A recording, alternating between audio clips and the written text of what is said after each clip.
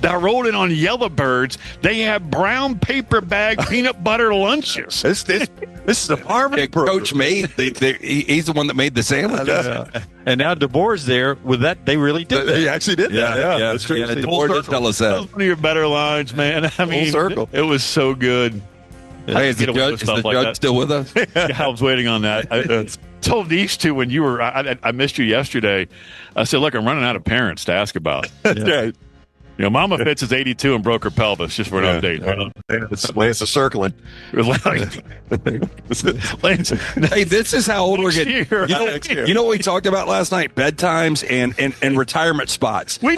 He was pulling property in Montana and showed me, man, look at this. Look at the acreage you can get. We could get a spot, LT, like 2 lots, like within 5 minutes of each other, and just get right back after it in That's right. retirement. That's right. Let's go, man. Hook him back up. Peaches and cream. The show that Last thing I need to be is near you. the show that did it from Tattletales one time did a show from Tattletales is now talking. No, they didn't. Oh, wait, it's the furnace. Get it right. No, what's trip? Would you do it from over here? Oh, here. Yeah, The cheetah. Cheetah. It was cheetah. Dude. Well, Tattletale was a land. Look, this is the land we were looking at yesterday. This It is lot. beautiful. 17-acre lot. It's in Red Lodge, Montana. That's it, baby. That is beautiful. Yeah. Price on that, too. It really It's is. a great price. Yeah. You guys ought to buy it. Yeah. Which one gets eaten by the bear first? Me.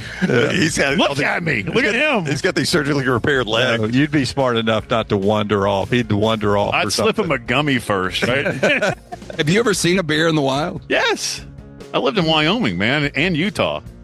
Came across a cow moose once on a hike with twin calves. That's scarier than a bear. That's what I was going to ask. I've heard that's scary. That's when you just get in a fetal position and pray. How big is that moose? Caden Proctor size? Dude. Yeah, I mean, I'd say new Bronco, 2-door. Sport. I told you about the tiger shark, right? No. Yeah, so we went to the aquarium before we saw you, and they have You were dropping aquarium knowledge on me last night. Oh, they had a 14-foot. awesome. Well, I took an edible to go to the aquarium, which was It's open on this show. Okay. quite the experience. I highly recommend that. Highly recommend. Really recommend that. He had an incredible conversation with the penguin. He had a conversation with a tiger shark, as a matter of fact. And what did the shark tell you? It stared at me a lot. It really did. Like it was looking at me, One day I'm getting out of here and I'm going to find you down at the golf. menacing. I'll remember you. I'll remember you. I don't think he's getting out. No one's told like a 2-year-old because I've had all these surgeries, like my arm here and my foot. I traumatized a 3-year-old like 2 summers ago because we were at the beach and he's like, "What happened?" I said, "Shark." I went, "Right over there." Oh, wow. Oh, my God. I mean, yeah, I know karma's going to get me. Yeah, boy. I know. I'm a bad human. That's why I have to sleep in the studio. I know. All right. That's our show today. We appreciate you We're being done? with us. We're done. That's it. Thank you. End of We the actually show. talked sports for a minute. See you, brother. Always fun. Judge is looking down upon you, LT. SEC Media Days brought to you by friends at Baptist Health. Don't forget to get all the content, including our conversations with DeBoer and everyone else from here, SEC Media Days. We're in studio tomorrow, but Emily Grace McWhorter will be here live during the show, still covering things for Baptist Health, and we'll have all the coverage tomorrow as well. But we're on our way back to Birmingham. Until next time, God bless you and God bless America. Stay. You do.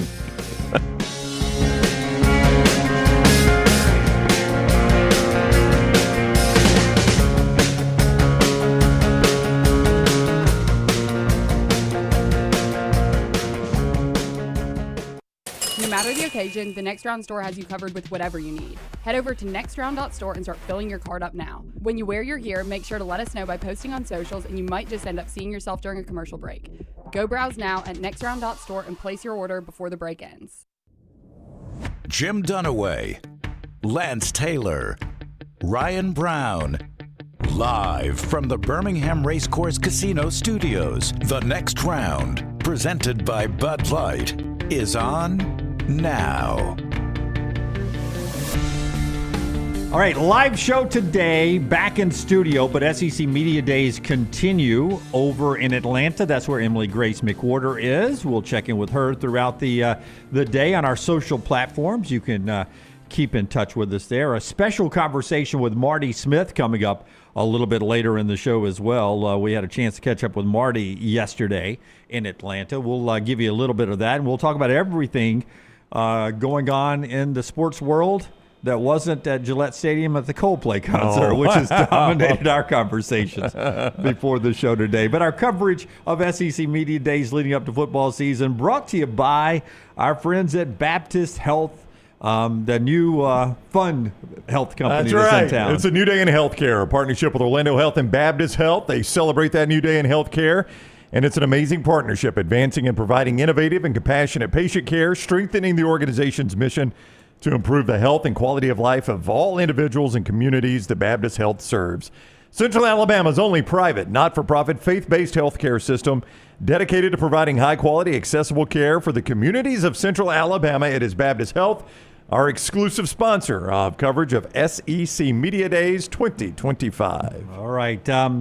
It's happening in real time as it's going on.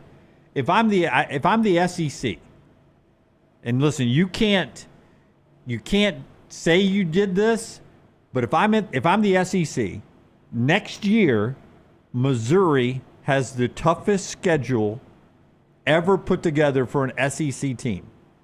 Wait a minute. So next year you would make sure of that if you're the SEC, is what you're saying? Yeah, because we're redoing the schedules, right? We're through with this 2-year cycle, so it'll be a new cycle. If I'm the SEC, next year will be the toughest schedule ever, and it'll be handed to Missouri, all because of Eli Drinkwitz and his jokes this morning.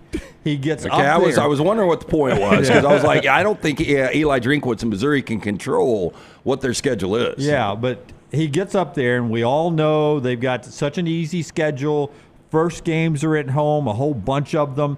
His quote in his opening comments to the big room today, I appreciate Mark Womack helping us with those first 6 games at home. Well, that's the guy at the SEC who's in charge of scheduling. And I know it's a joke, but don't call me by name and then let's joke about the easy schedule here. I'm spinning to the wheel next year, buddy, and you're at Texas, you're at Alabama, you're at Georgia. Well, just give them the teams they don't have this year. They don't have Texas, they don't have Georgia, they don't have LSU, they don't have Tennessee. Give them all those. They don't have Florida. You give them those 5, and I don't think you can say anything. Hey, in 9 games, and put them all on the road, LT. Put them all on the road. I do think that the schedule, it's. I mean, I don't understand the first 6 games being at home. That makes no sense at all. I think Auburn had this last year, or was it 2 years ago? They had 5. Auburn had 5 last year at home. And that big donut in the middle of the best weather. Yeah, no October games, basically. They were all on the road. Yeah, if I'm Drinkwitz, I do avoid this because all you're doing is setting yourself up for failure if you lose 1 or 2 of those games and you end up going 8-4, and it was kind of a disastrous year based on the schedule. But I'll stick to this. You don't know how good teams are going to be in today's NIL year in, year out, especially in the SEC with a lot of these schools spending money. We had no idea Vanderbilt was going to be a 7-win team. No idea South Carolina was going to be a 9-win team. You could take it deeper to the Big 10, to the Big 12 with Indiana and Arizona State. I mean, the fact of the matter, you still got Alabama. You got to go to Auburn, at Vanderbilt, at Oklahoma, at Arkansas, and you got South Carolina at home. Yeah. And by the way, I don't think they're going to be as good as they've been in recent years. I don't think so either. I mean, that first 5 games, Lance, you're looking at it, right? Yep. What is it? 6. First 6 games. I can easily make a case for 3-3 going to Auburn. Okay, I'll let you do it, but I will tell you in the first 5 games, they will be favored in all of those games. In 3 of the 5, they'll be double-digit favorites. And Kansas, they're probably going to be 4.5 to 7. And South Carolina, they're probably like a 2 to 3 point favorite. And those are the 2. You could see them losing to Kansas and South Carolina. Yeah. That is not a crazy picture to paint. Not at all. And then certainly could see them losing to Alabama. I mean, all this talk, and if they happen to come out of that 6-game stretch 3-3, egg on Eli Drinkwitz's face and everyone. And even 4-2, you're like, yeah, you had 6 home games and you're 4-2. I'm going to try to recall this, and I'm not going to put Forrester on the spot to be able to pull this, but I think when we went through the best SEC home records over the last 5 or 10 years, I think Missouri was in the top 3. Probably so. I really think they were. And so I'm just saying, like, not because it's a tough place to play. If that holds, then maybe, you know, if they really are good with the lizards on the rocks in the end zones, maybe they are 5-1 after the Alabama game once they hit the road. But if I'm our buddy Mark Womack down at the Birmingham offices, I'm spinning in my big chair on the board behind us. Yep. And I'm taking those little magnets with all the SEC teams' name on it as I'm figuring out the schedule for next year. I don't know why I'm doing it on a big board instead of on a computer Yeah, I bet they screen. don't do it on a computer. No. Yeah, but I'm moving all those big names. Yep. And I'm putting that little @ sign as I'm stacking them under Missouri. At Alabama, at Texas, at LSU. If you guys got asked, hey, and don't call me by name. Mark Womack reached out and said, hey, look, we don't really don't have a budget for this because, the SEC's on a shoestring. But, hey, we'll give you $1,000 to do all the team schedules for 2026. I'd like doing it. I don't know if $1,000 is enough, but I would stack it. I would stack it so my TV windows were all filled with good games. Yeah, Bama, if Dunaway did it, would have Mississippi State, I would be Vanderbilt. fair. No, but I don't want to see those games. I want to see the good games. I would do it, but every fan base where they don't get the break or going into the season, the perception, you would get absolutely crucified. You would. You'd get killed. But you know what? The praise I would take. I wouldn't listen to the complaining fan bases. I would listen to the people outside that are like, man, this SEC has built a good TV schedule. Because that's what I want as a fan. I want a great TV schedule. And I think every fan wants that unless their team gets punished for it, right? I think every fan wants a schedule that's favorable to them, but then everybody else to play a tough schedule so I could sit at home and watch it on TV. So when you start getting complaints from the fans, that's why you're getting complaints. Yeah. Either yours is too tough or your opponent's wasn't tough enough, they think. I would listen to the people outside that would be like, well, I tell you what, whoever that guy was that built that SEC schedule, he built a heck of a TV schedule. We have got great games in every window every single week. And I think if we removed – there's certain games that have to be at certain times. All rivalry Saturday has to be that Saturday after Thanksgiving. So I'm limited by that. The cocktail party has to be the last week of October. I'm limited by that. There's certain other ones that have to fall in certain places. So I'm limited by some of those. But I still think, I don't know. You wouldn't even have to give me $1,000. I'd do it for free. No, you wouldn't. I would. I'd do it for bet he free. would. Do you know the headache it'd be? I would do it for free. Because you know what you do? He does schedules on EA Sports. That's true. For free. I would do it for free, and I would do this too. I would do this. I would split up Georgia and Alabama for Auburn to where they were not both home and both away each year. So that'd be one of the first things I would do. Okay. And so who are you going to make play the back-to-back? I would make Alabama go. That's going to be hugely popular. Yeah. So you make Bama go to Jordan-Hare twice. Next year back to Jordan-Hare Stadium. But Auburn had to go to Sanford Stadium twice. Why wouldn't you just make Georgia go to Jordan-Hare twice? Because I'm Jimmy Bammer, and I think Auburn's down right now, and Alabama's up. Okay. Go ahead and play that game on the road. Is there something before also Auburn gets good again about doing kind of a power ranking where, I think so. Yeah, so like Texas, Georgia, Alabama, LSU, you start with those four. And they're in one tier. And look, you can't have more than two of those four. That's exactly right. You can't. That's exactly right. And then your next tier is the Floridas, the South Carolinas, the Oklahomas, the Auburns of the world. And you can't have more than three of those. That's exactly right. That's how you do it, LT. Yeah. That's how you do it. That's probably how they do it, by the way. I don't know. but that's how you do it. You try to make it as evenly balanced as you possibly can historically. But back to Missouri, they've got one in the top tier bucket. Alabama. And they got them at home. Yep. Yep. And if you're only going to have one in the top tier bucket, you're going on the road with that guy. Yeah, you're right. You either get one on the road or you get a home and away. Yeah. With two. But you're not going to get the one at home. And you would say right now the top bucket is Alabama, Texas, Georgia, and LSU. Yeah. That'd be my top bucket this year. Yeah. One big scheduling note that sort of developed right when we were parting at the exit in Atlanta yesterday. We'll get that to you right after we remind you the show today being brought to you by a couple of great folks. One of them is Dr. B under LT's summer color hat. You get, by the way, you can get those at nextround.store. You get unbelievable hair that Brownie's bringing back in style as well, thanks to Dr. B. Hey, be preemptive. Look, nobody wants to lose it, but when you start losing it, hey, you can call our man, Dr. Beckenstein, best in the business for more than 20 years. Women and men have turned to Dr. B for a range of cosmetic and reconstructive procedures. He will use that experience, his advanced training and genetic testing to help his patients fully understand the procedures they are considering. 205-319-0316. Tell them the next round sent you. T3's got that new test. It's easy, painless, affordable, takes seconds to perform. It's going to show which medicines and compounds will specifically work for your hair loss. Stop wasting your money and critical time while you're losing hair on treatments that aren't working for you. Go see Dr. B and find out what will work for you. Again, I do that non-invasive treatment 3 times a week, 30 minutes each time on the couch. Hair has more than doubled in thickness. 205-319-0316 or t3hair.net. Hey, and if you love a good dipping sauce and something to go with it, Bojangles has great news for your lunch today. From sweet to heat, Bojangles has 7 sauces that will definitely add a little extra flavor to every bite. Nothing pairs better with those sauces than hand-breaded tenders. So if you're looking for sweet, try honey mustard. You want some tang? Try barbecue. You look for some heat, try Creamy Buffalo or Peach Honey Pepper. If you're craving smooth and creamy, the house-made ranch, jalapeno ranch, and classic Bo sauce are ready and waiting. So head to Bojangles. Order some hand-breaded tenders with your favorite sauce today. It's Bo time.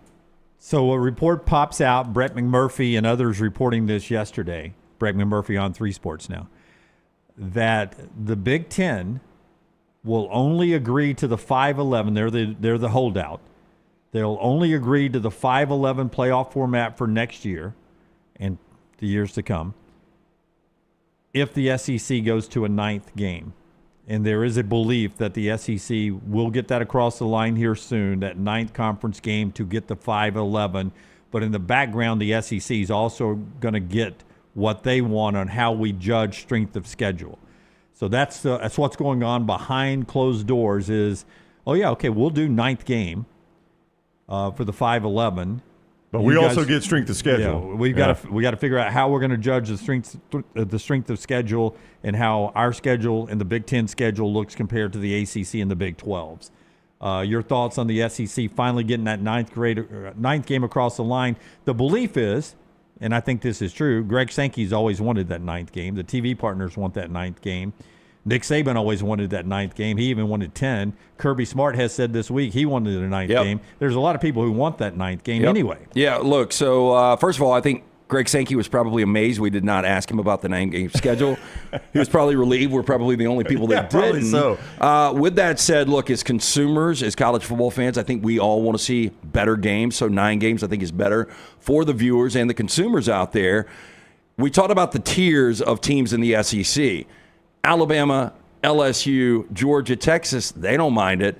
But when you get to that middle and bottom tier, that 9th game is going to get some people fired year in and year out. So if I'm with a certain program, if I'm, Shane Beamer, or if I'm even Mike Elko, definitely Clark Lee, Hugh Freeze, I don't want that 9th game. Yeah, I would agree with Lance. The bottom is not going to want it because it's going to get some people fired. That 9th game is going to get some people. We talk about Mark Stoops all the time. Mark Stoops schedules 3 wins every single year.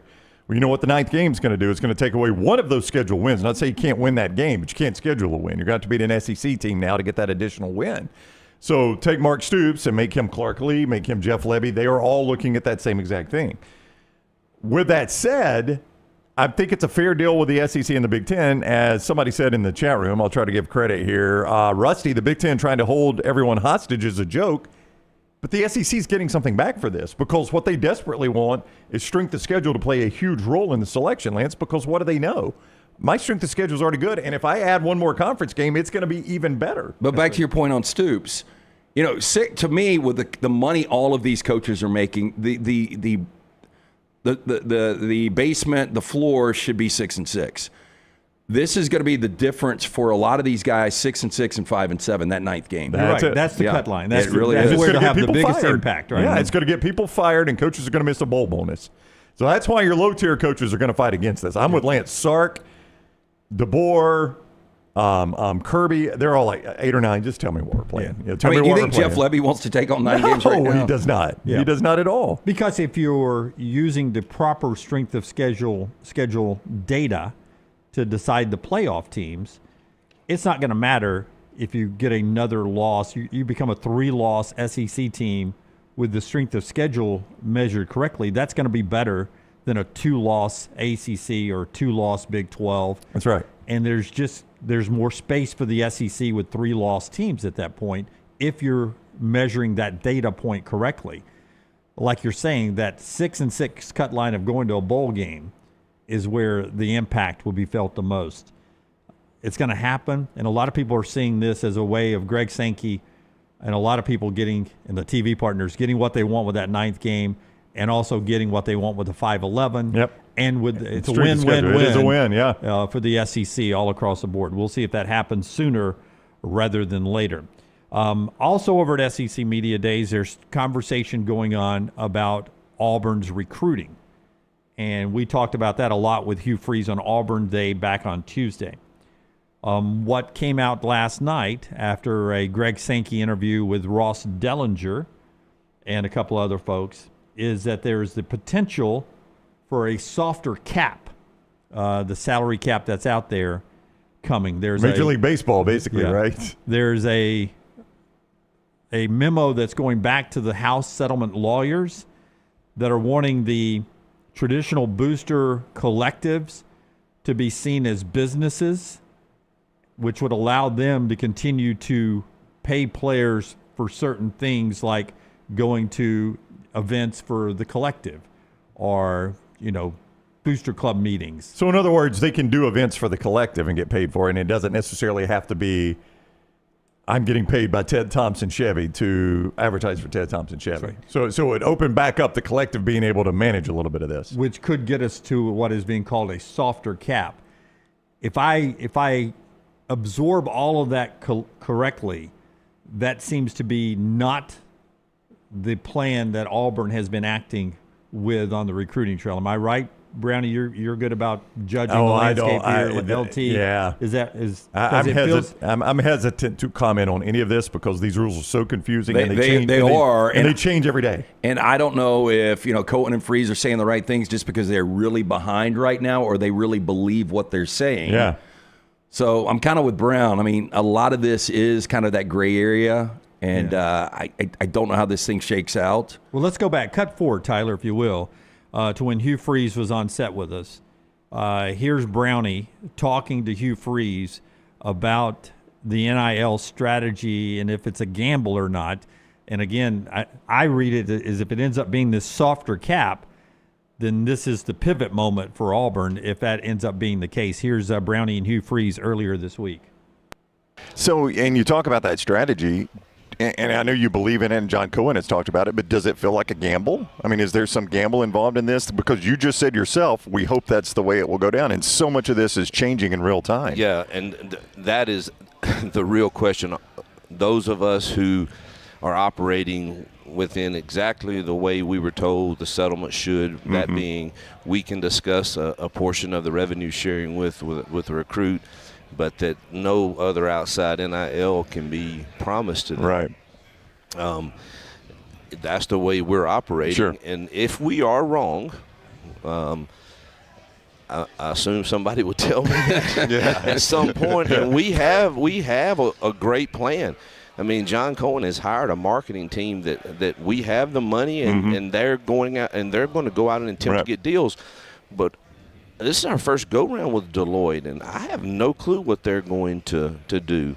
Our experience so far with current players has been positive. Yeah. But these have never played a down. Right. And it's hard for me to believe that someone would view that, in a manner that's going to get these extreme amounts that have been that I think have been promised to some. I mean, Bryce Underwood. I mean, how do you say this kid's worth $8 million? Again, he looks the real deal. Yeah. I mean, I would say that he's going to be really, really good. But, I mean, how do you put a valuation unless you've played? It goes back to arbitration because this is going to be a part of this.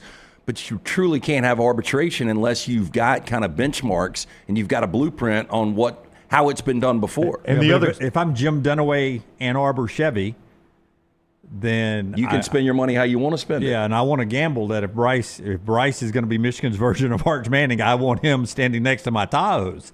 You know what I mean? But is that a Chevy model Tahoe? Yeah, it is. Okay. Very well done. The other side of what you're saying, Lance, on Bryce Underwood, and this is the point I made when we talked about this months ago. When Cam Newton was leaving Blinn Community College, Cam Newton's value was very low. Right. Very low. Like if you had said, we signed junior college quarterback Cam Newton to a $2 million NIL deal, the Deloitte people would have said, no, you did not. Yeah. This guy's not worth $2 million. He's at a freaking junior college. He was worth $2 million and then some. Yeah, he's worth $10 million now. Yeah, but I own Opelika hats and derbies, and I know what he could do for my business, and he's sponsoring for me. I got a hat with a peacock feather in it. I want him to wear. Yes. See, but it gets dangerous because you can use these third parties, basically to launder your money through it to get to these other guys. So although you're, Jim Dunaway Chevrolet and you want to pay Bryce Underwood $8 million, how much are you really paying? How much is collective behind that wall? And that's what they're trying to avoid. And they're not going to be able to. They're not going to avoid it. You're absolutely right. And that's why we're already talking about changing it before it's even started. It hasn't even really started yet. And you're saying that they're already pushing to make a change. And that would, listen, Auburn tried to play it one way, but boy, that's going to be a tough break if you tried to play it one way, and by the time you can cash in on the way you played it, they've already changed it. But that's the way this whole NIL thing has worked. Yeah. Like every time you think you've got a rule, the rule gets changed. And keep in mind that recently Greg Sankey played golf with President Donald Trump. Nick Saban spent hours with him at Alabama's commencement, and there is still a buzz out there that President Trump will at some point in the next few days or weeks issue an executive order that may rewrite all of this and even overrule the House settlement and all the state laws. So, that could help Auburn down the road and get things back in line, or it could hurt. I don't know what. Nobody knows what could be in that executive order. All right, so that's where we are at SEC Media Days. We got a bunch more of that stuff coming up as we move throughout the day. British Open is going on, or the Open as they call it over there.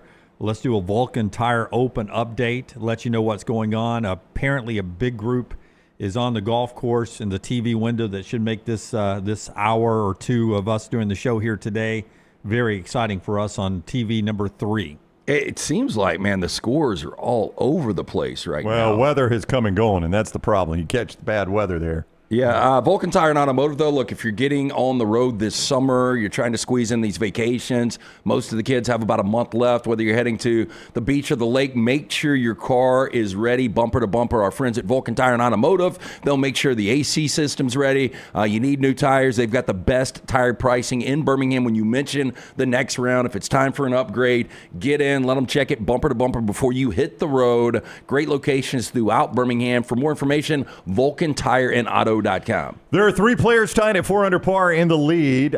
Perhaps you've heard of one of them, maybe, because he has won a U.S. Open, but Jacob Skov Olesen, J.S. Olesen as he goes by. Wait, he's won an Open? No. Oh. Haitong Lee? Okay. No. Matt Fitzpatrick? Yes. That's your Open champion right there, U.S. Open. Really? He's at 4 under par. Yeah, Matt Fitzpatrick won a U.S. Open last year? 2 years ago. They got a one-shot lead over Matthew Jordan. Scotty Scheffler, perhaps you've heard of him. Yes. 2 under par as he plays the 17th, so he's just a couple of shots out of the lead. I think we lose sight of what Phil Mickelson is doing at age 55. He shot a 1 under 71 today. Does it remind he's 55. you? You kind of lose sight of the fact he's 55. Well, remember we had Tom Watson had this special, I think, against Stuart Sink, right? Almost won. Stuart Sink, by the way, 1 under today, too. But wasn't Tom in his 60s? I think he was 57. I'd have to double-check that, Lance. He seemed older. He did seem older. Well, that's what I'm saying. Yeah, Phil Mickelson's 55 looks a lot different than Tom Watson's 57. And I'll tell you, one of the guys that a lot of people, because of his different kind of style, and they were like, this guy is going to win multiple majors, and he never has. Ricky Fowler's 2 under, and he just missed a putt by about 3 inches that would have put him 3 under. I guess he's never going to win one. I mean, he's in the hunt today, but he's. I would bet against him winning one. Yes, to answer your question. Sergio Garcia is out. That's a familiar name there. Mickelson would be an unbelievable win there. I was driving past Vulcan Tire and Automotive yesterday, and I dropped Forrester off the Moody location, coming back from Atlanta, and when you get to, I go to Vulcan Tire and Automotive for my oil changes and everything. When do you go in for that oil change? Like, if you know, I go when the sticker tells me to. Okay, that's my point. So mine's $23,128. You can let it go a little bit longer. Yeah, but I had a little time yesterday if I wanted to, because we got back about 4:15. Yeah. We were surprised how quickly we got back, and which is always hit or miss with Atlanta traffic.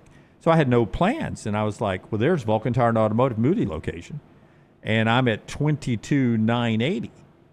It's only a couple hundred miles difference. Do I go in, pull in, and go ahead and take care of it right there? Yeah, if you had time, I'd have done it. Check it off the list. Too, but I did not do it. I went home and laid by the pool. Poor choice. Well, I don't know. Laying by the pool's not bad. Yeah, but my oil didn't change. So that sticker's still going to be right there staring me in the face. Every time. You're going to look at it every time. What would you have done? After this week, I probably would have taken it to the house and done it another day. I'd get somebody to pick you up in the morning, drop it off. Best way to do it. That thing's that Vulcan tire staring me right there. Hey, next 200, 300 miles, Jim, you need to slide in there and get it done. They'll bring us the open updates throughout the day, today and tomorrow, as they always do on these majors. By the way, the majors all fall into a 101-day schedule. I didn't know it was that quick. People are talking about trying to expand it to make it lengthier on the calendar. I don't like it lengthier. How do you do it? I think, because the Masters comes after March Madness, and I love the separation there. I don't know how you do it because I don't want this pushed into football. I guess you could go a little deeper in August. They're pushing away from football, so you won't go deeper in August. So they have contracted the FedEx Cup to be done before the NFL starts. Used to, the FedEx Cup spilled over. That's why I've never gotten into the Ryder Cup. Yeah, FedEx Cup spilled over into the NFL college football season. They've contracted that to avoid that. I'm not a huge watch golf on TV guy. It's perfect for me. This 101 days. I'm 100% with you. I love it. You got a major every 3 weeks. Yeah, and you by used the to way, feel like they were 4 months apart. Yeah, and by the way, football season's coming. It's going to be exhibition football season and camps and all of that. Because initially, your Augusta was the first 2 weeks of April, the Masters, and you didn't get another major until Father's Day, until June, the U.S. Open. Wow. I mean, think about how long that seems. It's only a month and a half. It's basically 2 months, I guess. That's a long time, though. Yeah, but they've got it set great now with the Players in March, Masters in April, PGA in May, U.S. in June, British in July. I think it's perfect. I would never change it. I would never change it either. We'll keep you updated on who's moving up and down the boards. Hopefully you got an office pool going on. Amazing work from Forrester always, but he tells me if you want it done away, I've got cut 11. Drinkwitz getting asked about starting with 6 straight home games. Can you give me cut 11? Not on your sheet at home. Cut 11 just added, Tyler. We'll jump to that here before we take our first break. You think I'm going to like this? Y'all know how I feel about Drinkwitz. And I think every day I'm proving more right about this. I don't know how y'all started on him and how y'all feel about me. There are people do you like him? Do I like him? Yeah. No. Do I think he's a better coach than advertised? Yes. Okay. There are people who love him when they interview him. Yeah. I think the other coaches like him. I really do. I don't know. I don't know. I don't know the answer to that. There are people, there are certain coaches that get up and, like Kalen DeBoer gave an extensive opening statement yesterday about a lot of stuff. That's when people were falling out in the aisles of sleep, right? I walked out and came back twice, and it was still going on. Yeah, they don't like the long opening statements there. Mike Leach never gave an opening statement. That's right. He just came out and asked me questions. Yep. And then there's everything in between. They need the Tonight Show theme and Carson welcoming Eli Drinkwitz out to do a stand-up is what he does in his opening statement. Here's Eli Drinkwitz on the big podium just moments ago. You guys have 6 games at home. You don't leave the state of Missouri until October 18th. Yep. So many new players and transfer portal additions being added on in and new starters. How important is it for you guys to have that time to build the chemistry at home before you have to go play at Auburn, in Norman, and on the road to Fayetteville? Yeah, we play at Nashville too, and with Diego Pavia, that ain't no joke. So let's make sure we give those guys the respect that Clark deserves for sure, and the program he's built. But appreciate Mark Womack helping us with that first 6 games at home there. Obviously, it gives a new quarterback an opportunity to settle in a friendly environment. We're going to do a really good job of embracing playing at home for the first 6, but also making sure we're prepared for that opportunity when we go to Jordan-Hare. Okay, now that I've heard it, though. Yeah. I mean, it does sound a little different. He went Jordan-Hare on us. He did go Jordan-Hare. I do appreciate the fact that, he gives – I thought that was nice to say what he said about Vanderbilt. Like, hey, don't forget them. Better team than you would think with Diego, and Clark Lee deserves that. So, I thought that was nice. Yeah. It's a guy that gets on my nerves. I'm not going to kill him for that one. Yeah. It sounded a lot different, though, Lance. It kind of got buried in the he answer. is the guy that would get under your skin. If he's not your guy, you're not going to like him. Now, when I look at the screen, throw him back up there, Scott. When I look at that, I expect to hear – we understand first quarter profits were lower than you guys had planned on. Oh, yeah. But I promise you, Q2, Q3, and Q4, we are on the rise. I told you, he's the guy behind on the he's walking down the pier. Mom's got her Stanley in hand.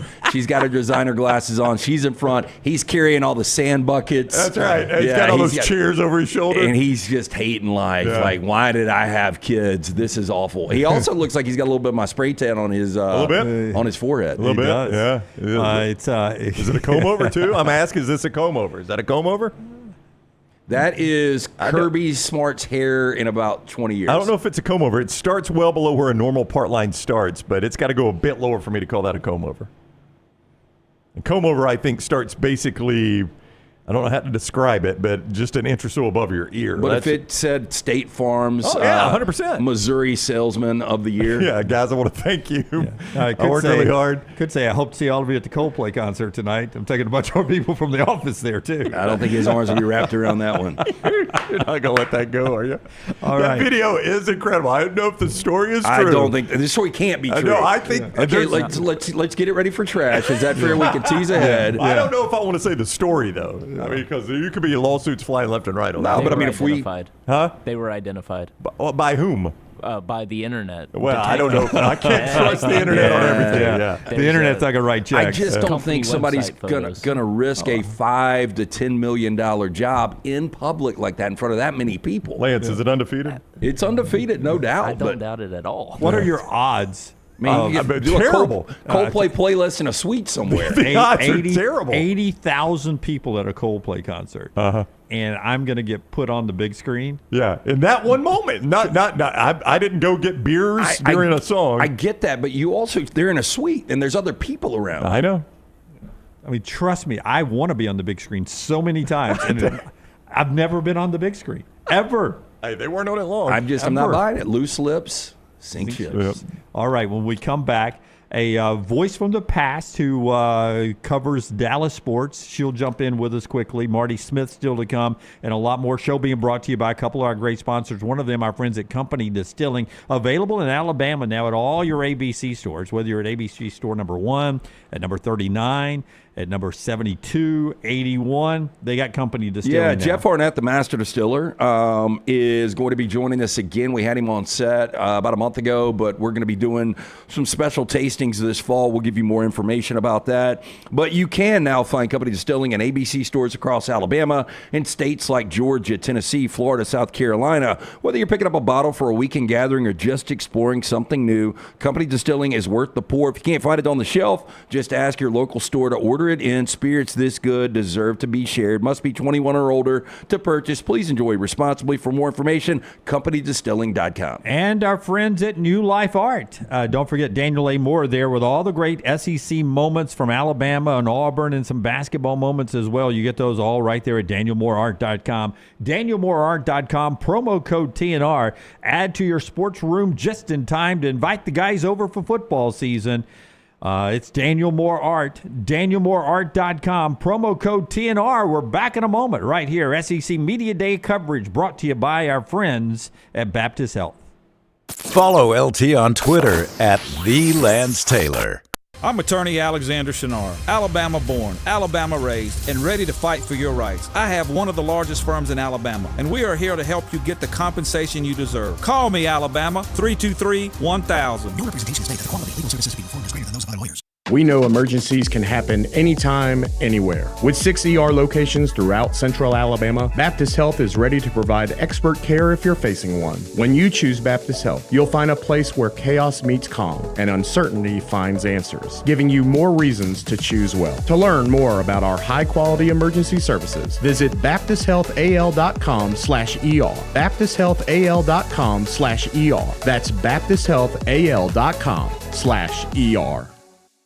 Follow Next Round Live on Twitter, Instagram, Facebook, and YouTube. The social media team at Next Round Live is dedicated to giving you daily news conferences and practice video from UAB, Alabama, Auburn, and around college football. Follow and compare to the sites you used to visit. You'll also get the latest highlights and news from the Next Round Daily Show. Turn on the notifications so you don't miss a thing. Follow Next Round Live on Twitter, Instagram, Facebook, and YouTube. See more at nextroundlive.com.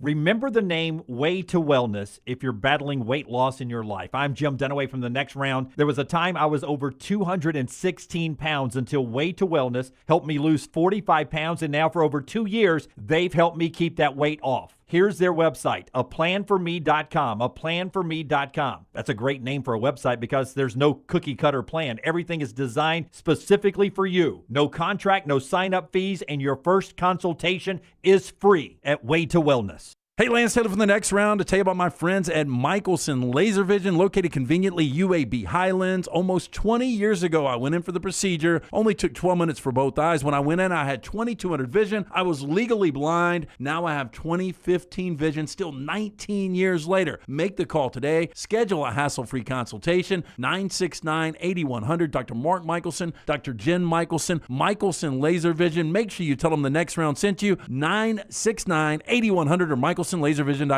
Looking to expand your business? Let the Next Round help you. Contact us, sales@nextroundlive.com, and be part of the team. Advertise your product to hundreds of thousands of potential customers on our ever-expanding platforms. The Next Round can take your business to the next level. Join our existing partners in the fastest-growing media space, both live and on demand, while reaching the most desirable audience for your business. Get more information by emailing sales@nextroundlive.com, and one of our team members will work with you to build a plan to take your business to the next level using the Next Round.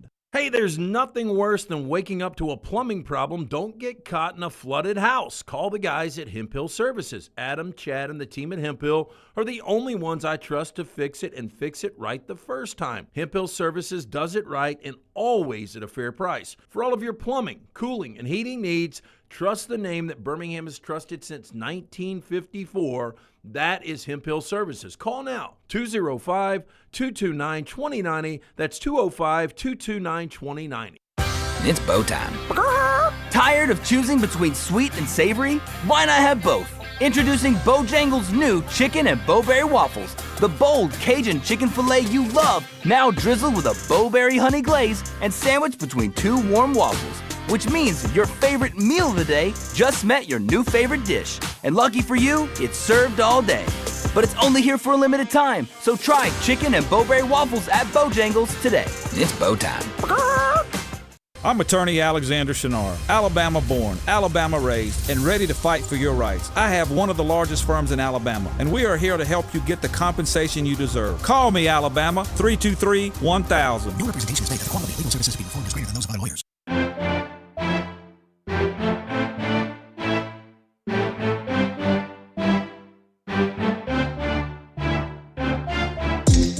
"37 days from week 0 of college football, and not the headlines you need from Hugh Freeze after he actually brought this guy's name up over at SEC Media Days a couple of times. Auburn wide receiver Malcolm Simmons arrested last night down by the Lee County Sheriff's Office, a projected starter. Guys, that of a deep wide receiver room, and if you want to stay on the field, you don't need to be doing this stuff off the field, or allegedly doing this stuff off the field. Right, yeah. I mean, that's the thing. You know, right now it is an allegation. There are 2 sides or 3 sides to every story, however you want to look at that. So you got to see how this thing plays out. But on the surface, if this is legitimate, Hugh Freeze got a big decision to make. And we've talked about this. One of the more interesting opening week games, Auburn in Waco to take on Baylor, all hands on deck. You need Malcolm Simmons if you're going to win this game. And if this thing is legitimate, I don't know how he plays on that Friday night. When you read the charges, they sound very, very serious, obviously. You know, as we were discussing off the air before the show started, you know, sometimes when things are involved, it rises to being labeled as a certain charge. Because when you see domestic assault with strangulation or suffocation, you know, you don't know what has happened there, but that is a very serious sounding charge, right? Doesn't mean both of them happened, but that is the charge. And he was arrested, booked at 620 in Lee County Jail. Bond was set at $20,000, and Auburn has released a very short statement. We are aware of the situation and gathering the facts, and will address the situation. To your point about, hey, you know, you look at both sides of the story, all sides of the story, you hear everything. DJ Barber, just 8 days ago, I think it was arrested on multiple drug charges, including, I think, an intent charge, and was immediately dismissed from the team. So they looked into that, and they were like, yeah, we're not even going to let the legal system play out on that when he's gone. And you know, and there are some domestics that get reported, like even if the victim comes back, if they've got enough evidence, they're still going to go forward with the charges. More than likely, the way this thing will play out, and how most of these play out, is the victim is probably girlfriend or wife. They'll probably recant the story a little bit and say, hey, look, it was a disagreement. I over-exaggerated. I'm just saying this is how a lot of these play out. I want to drop the charges. And then it gets really, really dicey. So, we'll see how this thing shakes out. But on the surface, not good for Auburn and not good, obviously, for Malcolm Simmons. And just real quick, because these charges are a lot alike, I will remind you, Chris Beard, you bring up the charges being dropped. They were eventually dropped in that case. His was third-degree felony assault, which, again, when I read that sounds awful when it involves a domestic situation, right? Third-degree felony assault. To Lance's point, whatever happened, happened. I don't know what happened to lead to the charges. I don't know what happened after the charges that led to the charges being dropped, right? You can can fill in those blanks. I have heard from insiders with that story that she went off the handle. It was a really, really bad situation that probably took on a new life. And it looked so bad on the surface that Texas and Chris Del Conte had no other choice but to get rid of Chris Beard. And then Texas fans, after the whole story came out, were like, damn, I can't believe we had to get rid of that guy. Yeah. So, and my point was, that's why something like Lance said, sometimes when everybody gets together, the charges either get reduced or dropped altogether. And that was the case of Chris Beard. It was too late for Chris Beard or too late for Texas. Chris Beard's back working again. So we'll see how this plays out in the Malcolm Simmons situation. But to Lance's point also, Jim, if he's absent from the field, that's a deep receiver room, but that was a receiver you were counting on contributing. I look at Malcolm Simmons as the number 3 in that rotation. I don't know where you guys do. I would Malcolm too. Simmons. Yeah, I think I still would go Cam Coleman and then Eric Singleton, and then I would go Malcolm Simmons. I personally think Singleton will have the better year than Cam Coleman. That's just my gut, that Singleton's going to have the best year for Auburn. But I think Cam Coleman's number 2, so Simmons is 3rd. The seriousness of the charge, I mean, let's not discount the fact that he could be gone. Like, I mean, that is, one thing, this thing could be completely dropped and he's playing on that Friday night in Waco.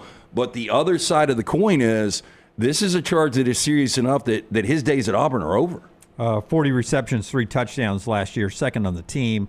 Horatio Fields. I mean, you can start throwing a lot of names in there. They've got a lot of talent in that room. We'll see how it plays out for Auburn. Our friends at Way to Wellness bringing you part of the show today. Your journey to healthy living starts with our friends at Way to Wellness. Leslie and her board-certified team. Their website, aplanforme.com, aplanforme.com. Your journey to healthy living includes injection therapy, meal replacement, protein bars to help you between meals, and so much more. No contracts, no sign-up fees, and the first consultation is free. Let Leslie and her team help you in maybe the biggest battle of your life, weight loss, dropping cholesterol, and a lot of other things. Aplanforme.com. It's Way to Wellness, your journey to healthy living. And our coverage, of course, over at SEC Media Days, being brought to you by our friends at Baptist Health. We'll tell you more about Baptist Health coming up throughout the show. Our fine sponsor that has helped us bring you great coverage from over in Atlanta, including our conversations yesterday with the Alabama players. I wanted to revisit this because, I saw it last night in Brown's sizzle reel coming out, a little Tim Keenan and Deontay Lawson reacting to Thomas Castellanos. I tried to get my image, I promised on the air to get to together, but AI said it was against the company's policy to put the video together. I was trying to take Thomas Castellanos' head, AI generated on Joe Namath's body as he laid poolside at Super Bowl III, guaranteeing a Jets win, but keep all the other characters the same. The young Musburger. Yeah. I don't know why that was against AI. It seems like AI does a lot more egregious stuff than I would that. agree completely. But it would not let me do that. But that would at that point, I guess, put Joe Namath in blackface. Poolside? Maybe that's what it was doing. Yeah, maybe that's what it was doing. I did say match the skin tone of the rest of the body with the face, so maybe that's what it was. But here's Tim Keenan, if you missed it yesterday, LT, asking him about Castellanos' comments about Nick Saban's not walking through that door to help him out. Here's how that played. Before last month, did you know who Thomas Castellanos was?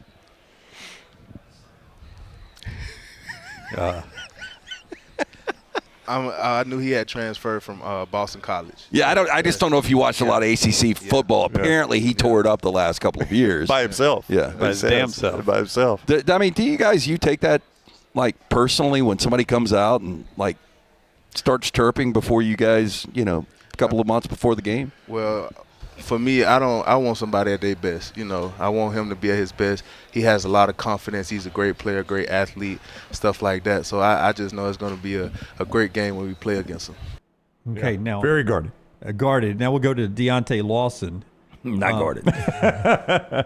Not guarded. E.G. and Taylor talking with Deontay Lawson about Thomas Castellanos' comments.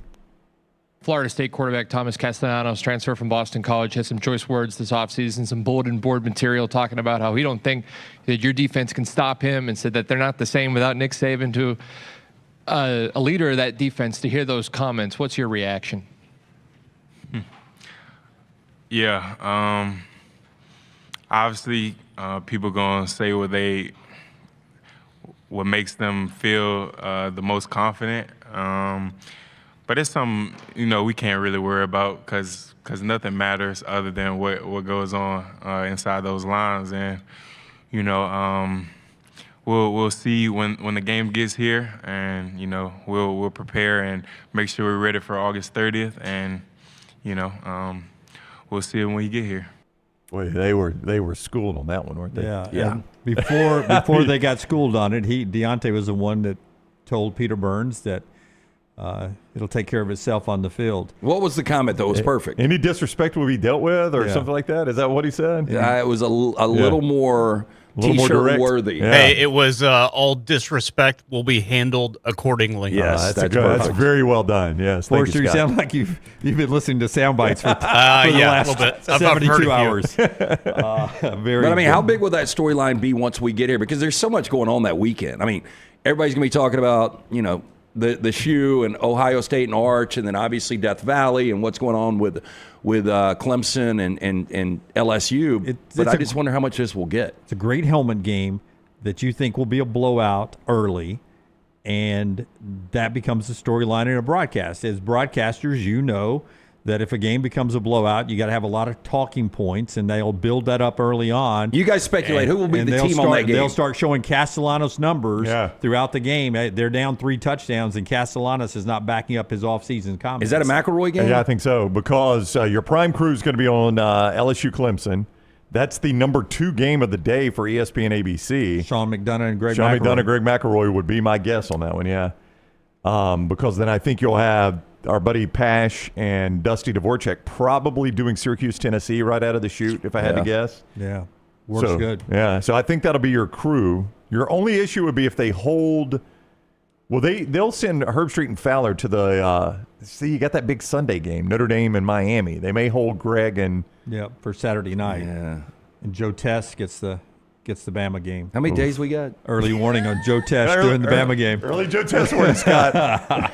It's the biggest moment in Thomas Castellanos' life. Thomas Castellanos. It's the biggest moment in anyone's life. Scott loves him some Joe Test. Ever. Loves him some Joe Test. Castellanos hasn't breathed this deeply since he was spanked on the bottom on day 1. All right. We'll bring back an old friend in just a second after we remind you about a couple of our great sponsors. One of them is Alexander Shannara Trial Attorneys. Shannara.com. You never pay unless they win your case. Not one dime when you go to Shannara.com. Alexander Shannara Trial Attorneys. National firm with Southern roots, headquartered in Birmingham for more than 24 years. They've grown to more than 150 lawyers, supported by more than 500 dedicated team members, and have recovered more than $2 billion, maintaining Alexander's core values of integrity, mastery, passion, and success. If you find yourself in need of a lawyer, call the Alexander Shannara Trial Attorneys. You pay nothing unless they win your case. Shannara.com. That's Shannara.com. Hey, weekend is almost here. You need to stop by, see our friend Jim and his great staff of butchers, the New York Butcher Shop. 2 locations for you. The original, Cava Heights, Highway 119 in Greystone. Pick up the fresh meats, specialty items. You can get those deli sandwiches to go. They are absolutely fantastic. Great selection of fine wines and desserts as well. Rare quality, well-done service. 2 locations. It's the New York Butcher Shop. All right, so a very, very, very early coworker for us here, and it didn't last long, and we'll tell you why, was Abby Jones. Abby came to us so early, Abby, if I remember. You were the photographer for our first ever kickoff party. Do you remember that part? I do. Tyler? Oh, there you go. There you go. Got it now? We're getting there. We're getting there. Abby used to run this mic right here, and we've forgotten how to do it since she left. Run that there you mic. go. You're there now. Hi, guys. Yeah. Hi. How are you? You were our first ever kickoff party photographer. You remember that? I was. It was walk-ons. Walk-ons. Yeah. Very good. Walk-ons. On 280. Yeah. And Abby was like, hey, I want to come get started with you guys. She knew we had no money. We were just starting a company. She's like, we'll worry about that later. We've known Abby's dad, Todd, for a very long time. Great family. And she's like, the only thing is if I get an offer, I'm going to need to take the offer. And we're like, sure. That happened like 2 weeks later. Yeah. Right. Like, Yeah. Abby was here That's 2 what I weeks. was like, man. Her contributions are going to be great. She's going to be a great I teammate. know, we had a lot of plans. And I mean, it was a blink and you were gone. Yeah. Trade deadline hit fast. It did. So Abby got an offer out in Dallas in the Texas market, and we were like, go kill it. And she has done that. So, but it's good to see you back. It's been a while. How you been? 4 years, almost 5, That's which crazy. is crazy. Isn't that And I crazy? absolutely love Dallas, but I would love to come home. I miss my family. I hate hopping on a plane every single time that I want to come home. So with the All-Star week in Atlanta, I was like, this looks like a good trip home. So yeah, I'm happy to be back. Absolutely love Dallas. The teams have been great to me, but I miss Alabama. And I'll tell you the most shocking thing about Dallas is when I moved there, everybody kept saying, oh, when's UT playing? And I'm like, Tennessee, why do you guys want this game? And then, you won't believe it, but they put Alabama on the smallest TV, like at the watch parties or the bars or everything. And I'm like, you guys are missing the good stuff, like get Baylor out of here. So a little bit of a culture shock being like an SEC girl and a big Alabama girl. But, we're here and I've adapted. So this is a random question, but because you've been there 4 years, you probably have been there long enough to be able to answer it. But growing up in Alabama, the Iron Bowl, great rivalry. Is there really a true rivalry between the cities and the citizens of Dallas and Houston? Yes. Yeah, I've always heard they hate each other, the shots they take at each other. It's really, really weird. But if you've got any background or backstory on how that rivalry is. Yeah, I mean, I can't really hate Houston. They drafted my dad, and we That's have true. we I have forgot about that part. Yeah. we have like a house because of them. So I'm I'm grateful. But no, the Dallas sports fans, we call it the Silver Boot series. Lone Star also as well, but it's a thing, and it gets really chippy, especially when it was 2023. The Rangers did win the World Series. The AL West is such a tight division as well, and they were kind of fighting, neck and neck at that point. So it gets pretty heated. It's not really a thing as far as like football or really basketball, but baseball for sure. For baseball. Yeah. Speaking of baseball, you're at the All-Star game. Yes. And the Home Run Derby on Monday night. Yep. Which is what I wanted to go to. You've got the computer with you, but Forrester has the pictures. I have a souvenir. Yeah, you're sitting in the media section at the Home Run Derby, out in the outfield, and boom, baseball from the Home Run Derby whacks your computer. You're safe. You give us a great picture later. You holding the baseball up. By the way, that's way up there. That is a haul. Oh yeah. There you are with the computer. I still see the mark on it here. Yeah. And then you go and give the ball back to the owner, or at least go and stand with him. Who was it? Cal Raleigh. Yeah. Yeah, he was pretty good. I figured he's already winning $1 million tonight for this, and this guy's leading major leagues with home runs and lucrative money and deals on the way. But hey, why don't I give him this ball? So honestly, looking back, I should have at least asked him to sign my computer. I feel like that would have been like a fair trade because I didn't ask for anything.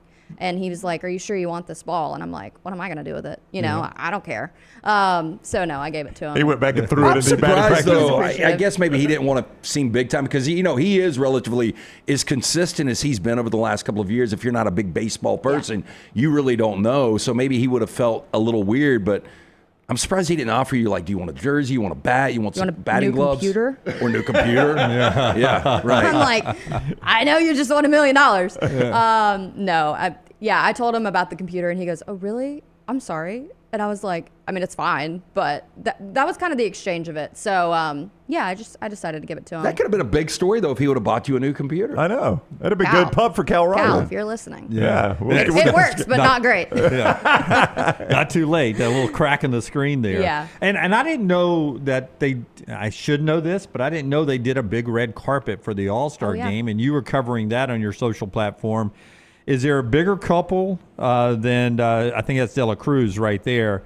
But that is, Ellie De La Cruz. And then the next people we'll see is Skeens and Dunn.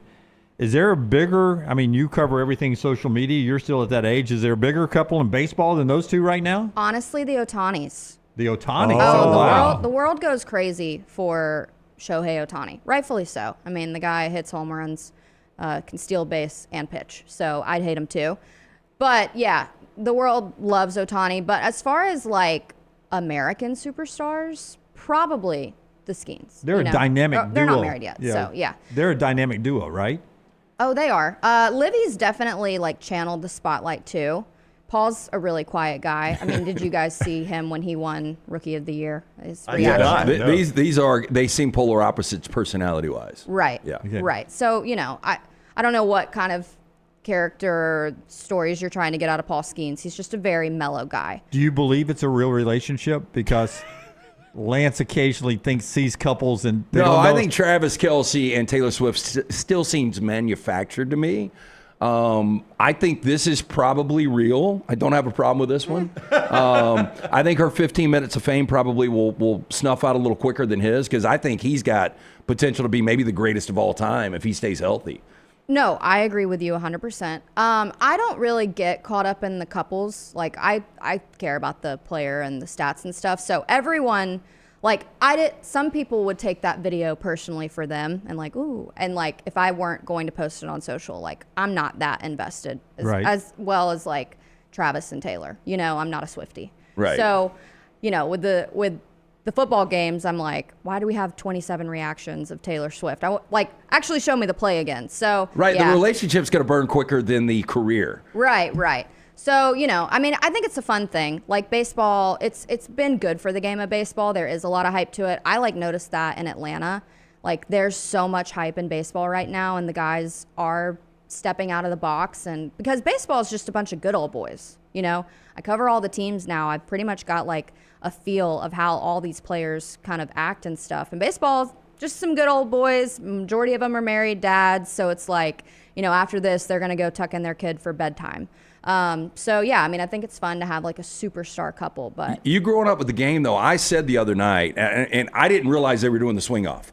So the American League comes back, cool. they tie it up, and I'm like, damn, I've got to stay awake for extra innings. Yeah. And then they bring out Roberts and Boone, and they name their three to swing it off, and I was like, this is like incredible. Like, yes. Why not? Because we've already changed the rules of extra innings. Oh, people are talking about this now. Why would we just not do this moving forward? Would you be on board with a swing off if we went to instead of extra innings? So something that I learned, because we were also kind of explained it, during the game and then after the game.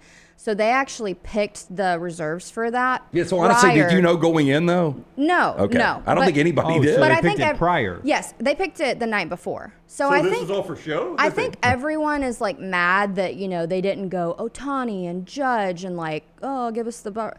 So I think everybody was kind of mad about that it wasn't like the superstar potential that it could have been. But they picked it the night before. Yeah. Well, I think what we're learning though from what Dunaway said is Ohtani and Judge basically like, we're going to be on a private jet by then. Right. Yeah. So don't pick me. Like, Right. And by the way, nobody could have done better than what Schwarber did. I know, Schwarber, it's 3 for 3, right? No, I know. So I mean, I don't know. It's kind you see it in other sports like hockey and soccer too. So I mean, it's not like a foreign concept here, but I'm a little old school.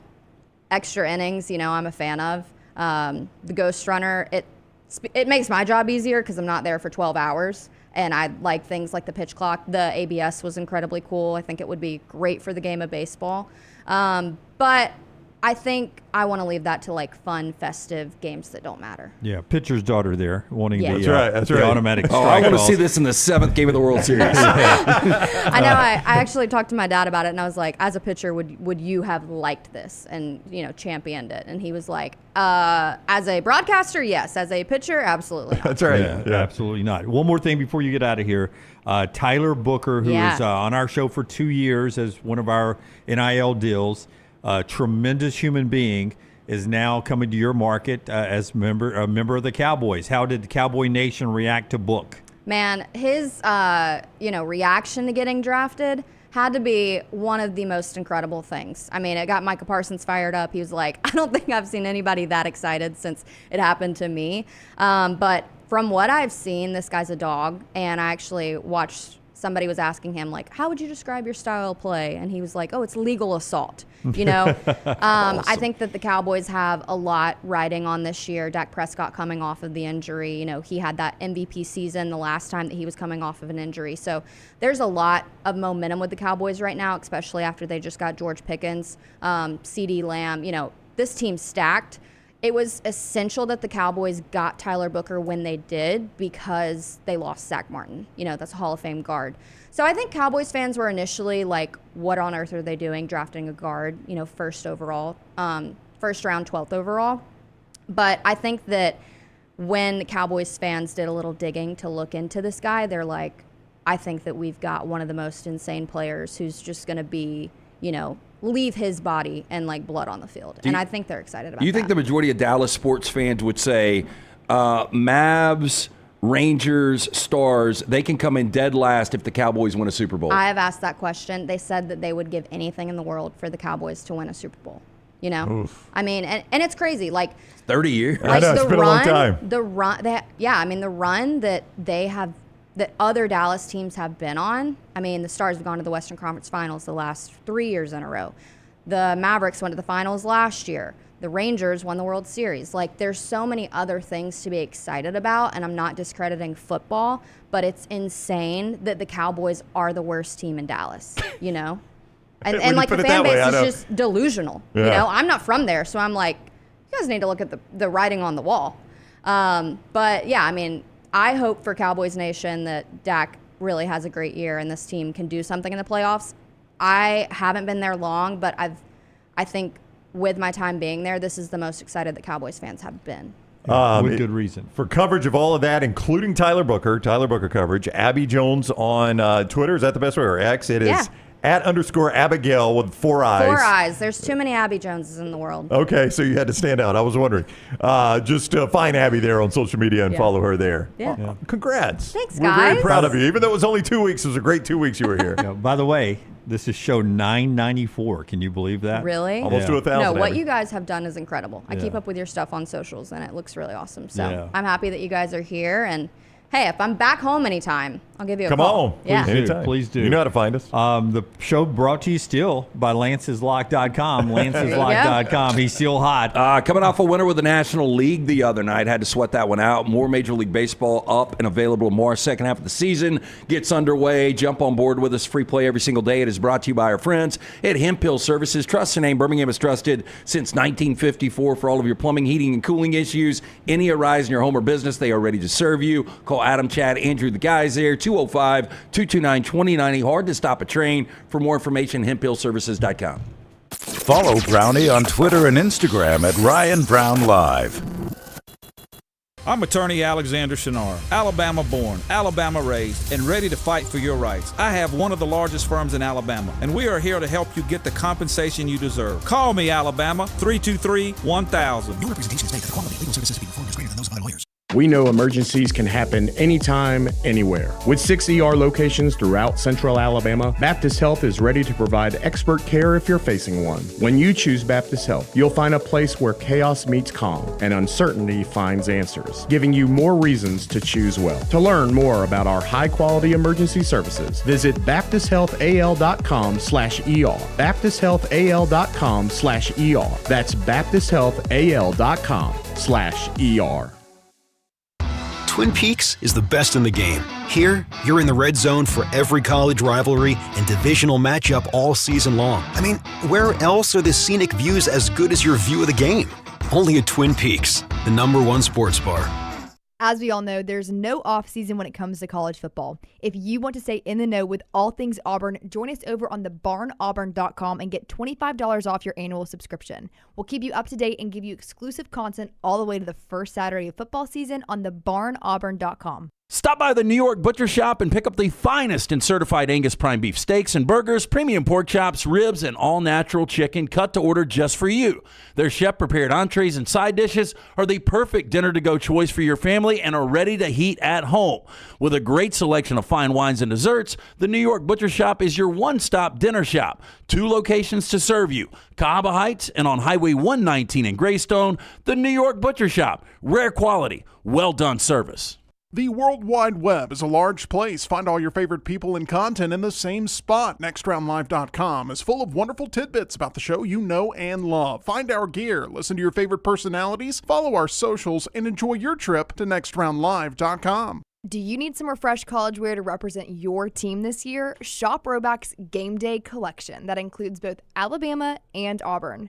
From quarter zips to hoodies, Roback has it all. Get 20% off on us using code TNR20 at roback.com. Hey, let me tell you about our friends at Urology Centers of Alabama. Compassionate and comprehensive urological care with 35 physicians, 17 locations across Alabama. Their patient-centered approach to all of your urological needs. Remember, they've got that new men's health center. It is beautiful, helping men with a wide range of sensitive male issues in a comfortable environment. You can always go online, visit urologycentersalabama.com, schedule an appointment with one of their many urologists today.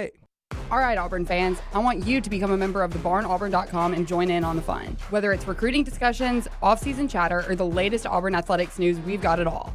Get $25 off your annual subscription when you sign up for your account at thebarnauburn.com today. War Eagle. It's bow time. Tired of choosing between sweet and savory? Why not have both? Introducing Bojangles' new chicken and bowberry waffles. The bold Cajun chicken filet you love, now drizzled with a bowberry honey glaze and sandwiched between two warm waffles. Which means your favorite meal of the day just met your new favorite dish. And lucky for you, it's served all day. But it's only here for a limited time, so try chicken and bowberry waffles at Bojangles today. It's bow time. I'm attorney Alexander Shinar, Alabama born, Alabama raised, and ready to fight for your rights. I have one of the largest firms in Alabama, and we are here to help you get the compensation you deserve. Call me, Alabama, 323-1000. No representation is made that the quality of legal services to be performed is greater than those of my lawyers. Jim Dunaway, Lance Taylor, Ryan Brown. Live from the Birmingham Racecourse Casino Studios, the next round, presented by Bud Light, is on now. Okay, tomorrow is the day that we'll get the SEC media rankings, the SEC preseason first and second teams, and all of that. The Mountain West actually did it today. I think Portia may have a tweet from Brandon Marcello about it. If not, I will tell you, Mountain West, easy pick to win it. Who is it? Oh, it's Boise. Boise State. That's easy. Yeah. It's number 2 with 4 first-place votes, by the way, that I find most interesting. Dan Mullins, running Rebels of UNLV. Look out. Only one Dan Mullen. I put an S on the end. Dan Mullen and his UNLV team. You know, they were really good last year. I mean, 11 wins under Barry Odom, and he ultimately got him the Purdue job, which I don't know if that's a great destination. We shall see. But really good program last year. Very strange, though, that I had a Boise State dream the other night about Sire Gaines, who's going to be taking over for Ashton Genty. And I don't remember who he was running against, but he was just – it was just like Ashton Genty again. Wow, that would be remarkable if they got back-to-back Ashton Genty. Yeah, seriously. I don't know why I had that dream. We talked about boys in our 40 and 40, and I brought up Sire Gaines and how good he was before he went down in the second game of the season with an injury. But, man, if they've got anything close with Maddox Madsen coming back at quarterback, Boise's going to be really good again.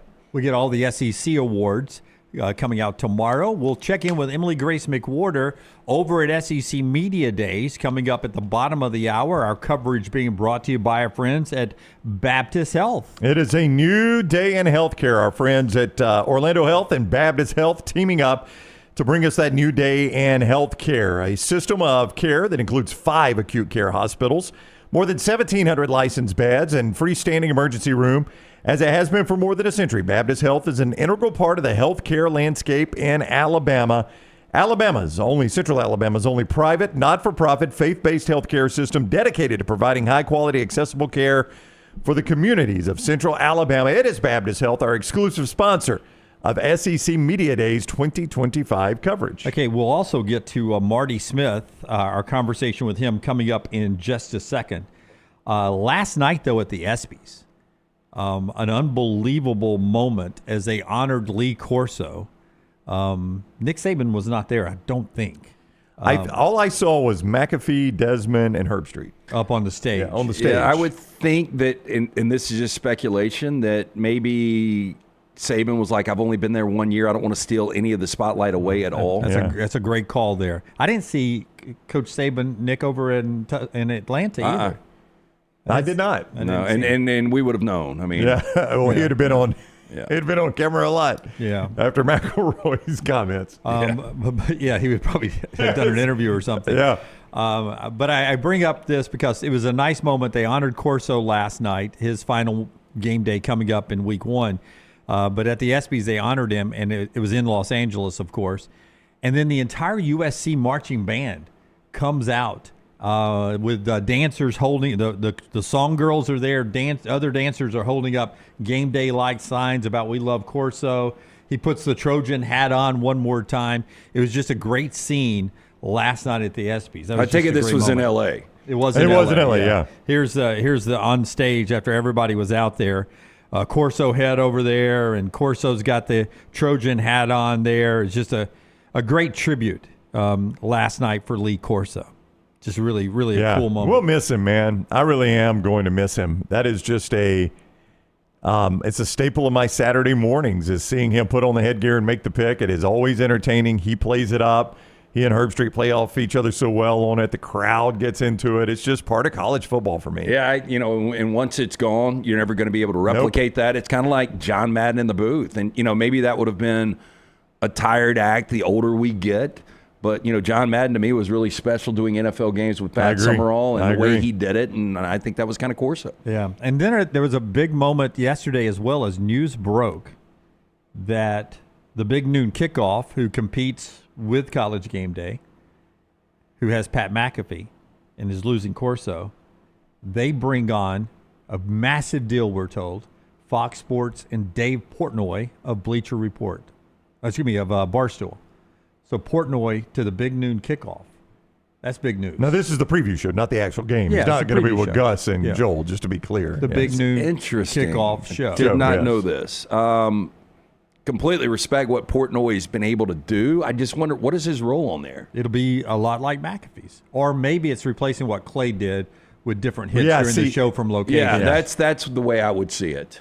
Because I don't see him on the desk. I mean, McAfee does have interesting perspective, but I played the game. Yeah, I would just think it would be different with Portnoy. It would be more about being in the crowd and playing beer pong and, doing man on the street kind of interviews. And it's a broader deal with Fox and Barstool. Fox is going to start using some Barstool content, I think, on FS1. FS1 just gutted some of their shows. It was the one that, what is his name? The guy that was on WFAN with Boomer, I can't remember his name. He was doing a show.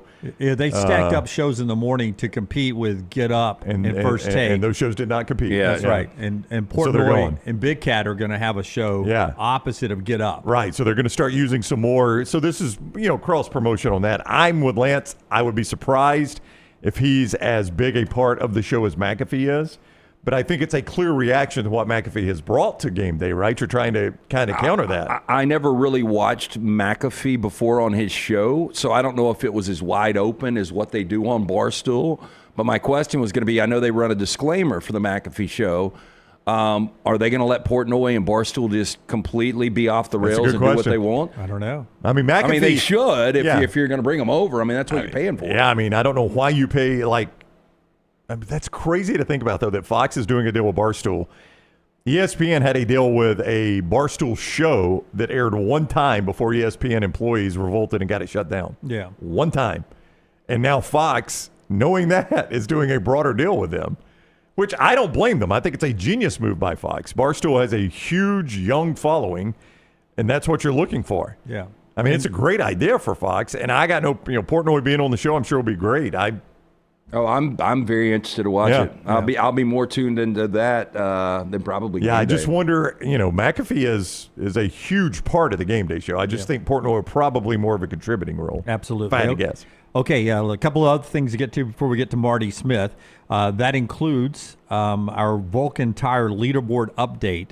at the Open, the 153rd British Open, brought to you by our friends at Vulcan Tire. Yeah, if you're hitting the road this summer trying to squeeze in that last minute vacation, you need to stop in. Make sure you're good bumper to bumper from the AC, everything electrical, the oil changes, the great tires. They've got the best tire deals in Birmingham. When you mention the next round, stop in, see Richard, Chris, all the fine folks there. You don't need to be rolling on the old tires. Get it serviced bumper to bumper from our friends at Vulcan Tire and Automotive. For more information, vulcantireandauto.com. Obviously, there has not been a ton of change since we last did a leaderboard update. One change, though, Scotty Scheffler did make another birdie. I mean, he's just one shot back. Scheffler in the majors. Is he any good in those things?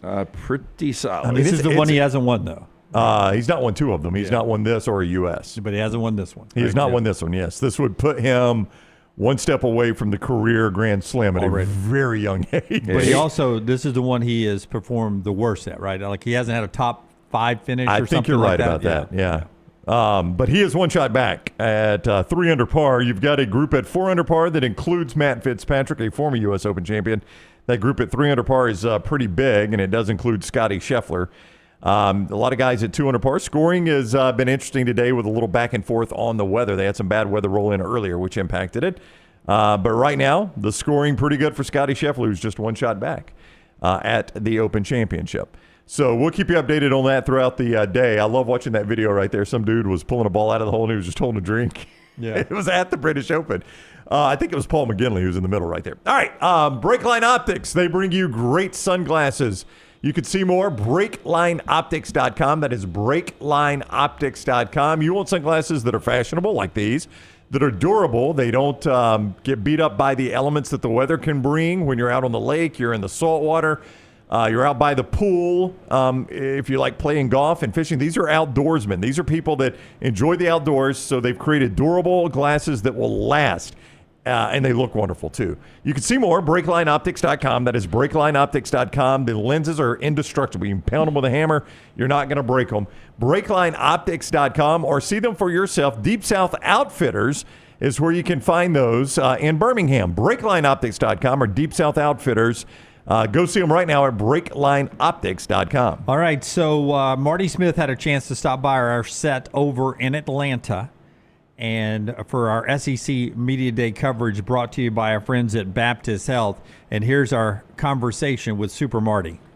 We continue from SEC Media Days in Atlanta. Our coverage presented exclusively by Baptist Health. You recognize the guy down there next to Lance. He is Marty Smith. It's been a minute. It's always good to talk to him. How you been, buddy?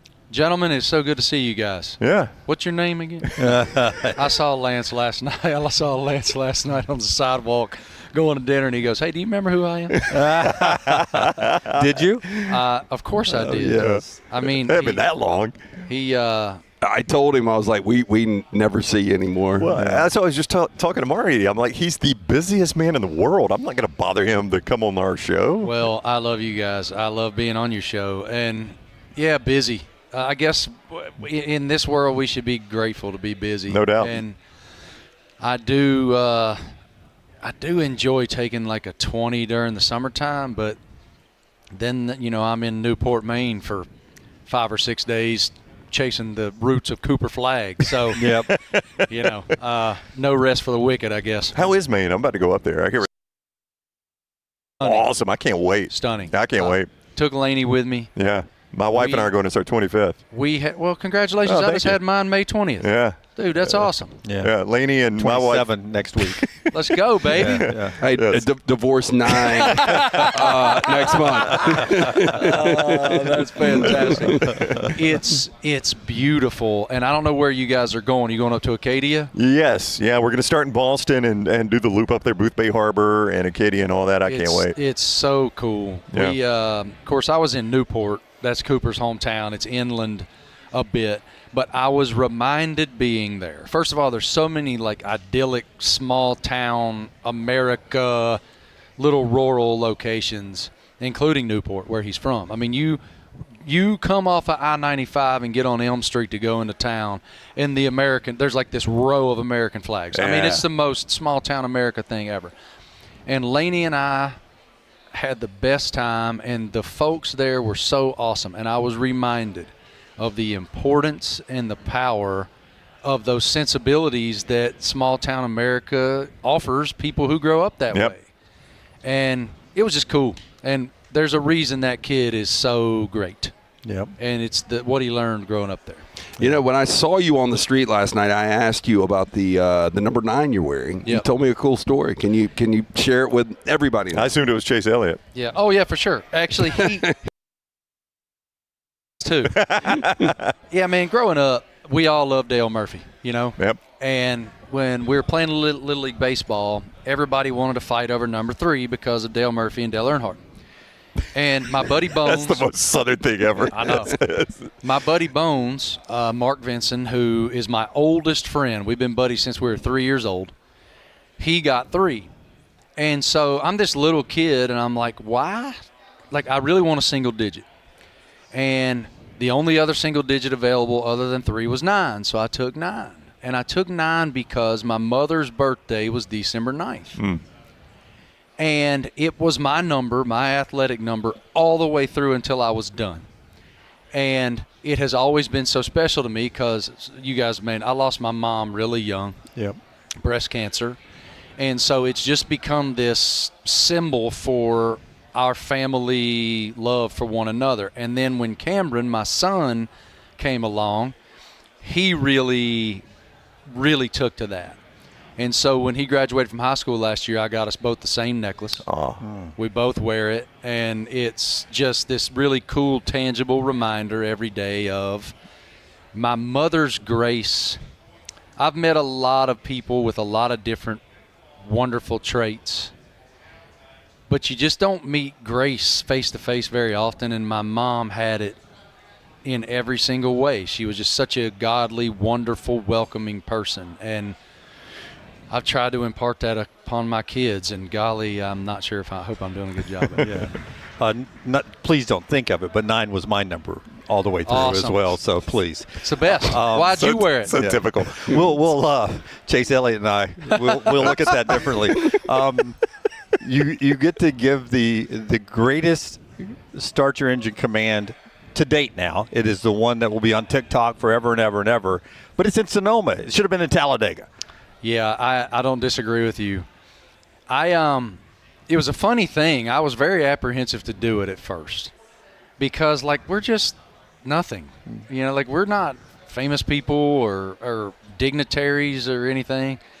And so I was like, I don't know. But I'm in this season of my life where I really want to be fearless to experience. And so I said, bleep it. Yep. I'm going. And so I went out there, and, you know, I'm walking up the stairs, and you're kind of going through your head. You're like, okay, this is on national television. You know it's going to be on the internet. So don't be a pansy about this. And I just decided I'm going to swing out of my cleats. Remember Matt Stairs? Do you guys remember Matt Stairs? The Oakland Athletics, right? Nobody ever got more out of his cuts than that guy. So I just went full Matt Stairs and said, raise hell, praise Dale. God bless America and fire them up, boys. I love it. It's like everywhere. Yeah. It's crazy. Because Kevin James, I think, and I don't even know what, I think it might have been a Daytona race. He had the greatest one ever. Yeah, Kevin James really good. Yeah. This passed it, but this is the one that will replace it on the internet. That's what I was going to say is, I mean, that one has lived a very long time. Well, it was. And then you remember the old dude, the preacher that prayed, you know, thank God for his smoking hot wife? I actually asked that on the internet. I said, do y'all think, what should I do here? Should I go full Kevin James? Should I thank the good Lord for my smoking hot wife? That's my play here. You know, I was explaining to Maddie what Marty did when we ran into him last night, and I said he used to just be one lane. It was only NASCAR. And now you can't emphasize how many different things he does. Did you like the one lane just doing the NASCAR, or is this so much better? Because I know your love for NASCAR. It's all I knew. I love the diversity in this because I enjoy being challenged. I enjoy having the opportunity to dive into so many different types of diverse stories and the human condition that comes with them. And I love this, man. I mean, you kidding me? College football, golf majors, Kentucky Derby, and I still do some NASCAR. It's just the best. Yeah. I'll be at Dover on Sunday. And you can't get there without our friends at Southwest Airlines. Very good transition for the second straight year. Dunaway landed the plane. For the second straight year, Southwest Airlines is the official airline of the Southeastern Conference, and I love that. One of the reasons I wanted to be involved with them is, y'all know this, COVID reminded us that we're born to gather. The human condition is we are supposed to gather.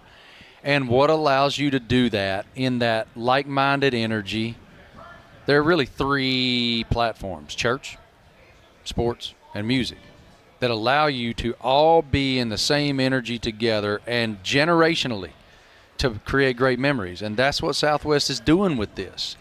They've added more than 50 flights.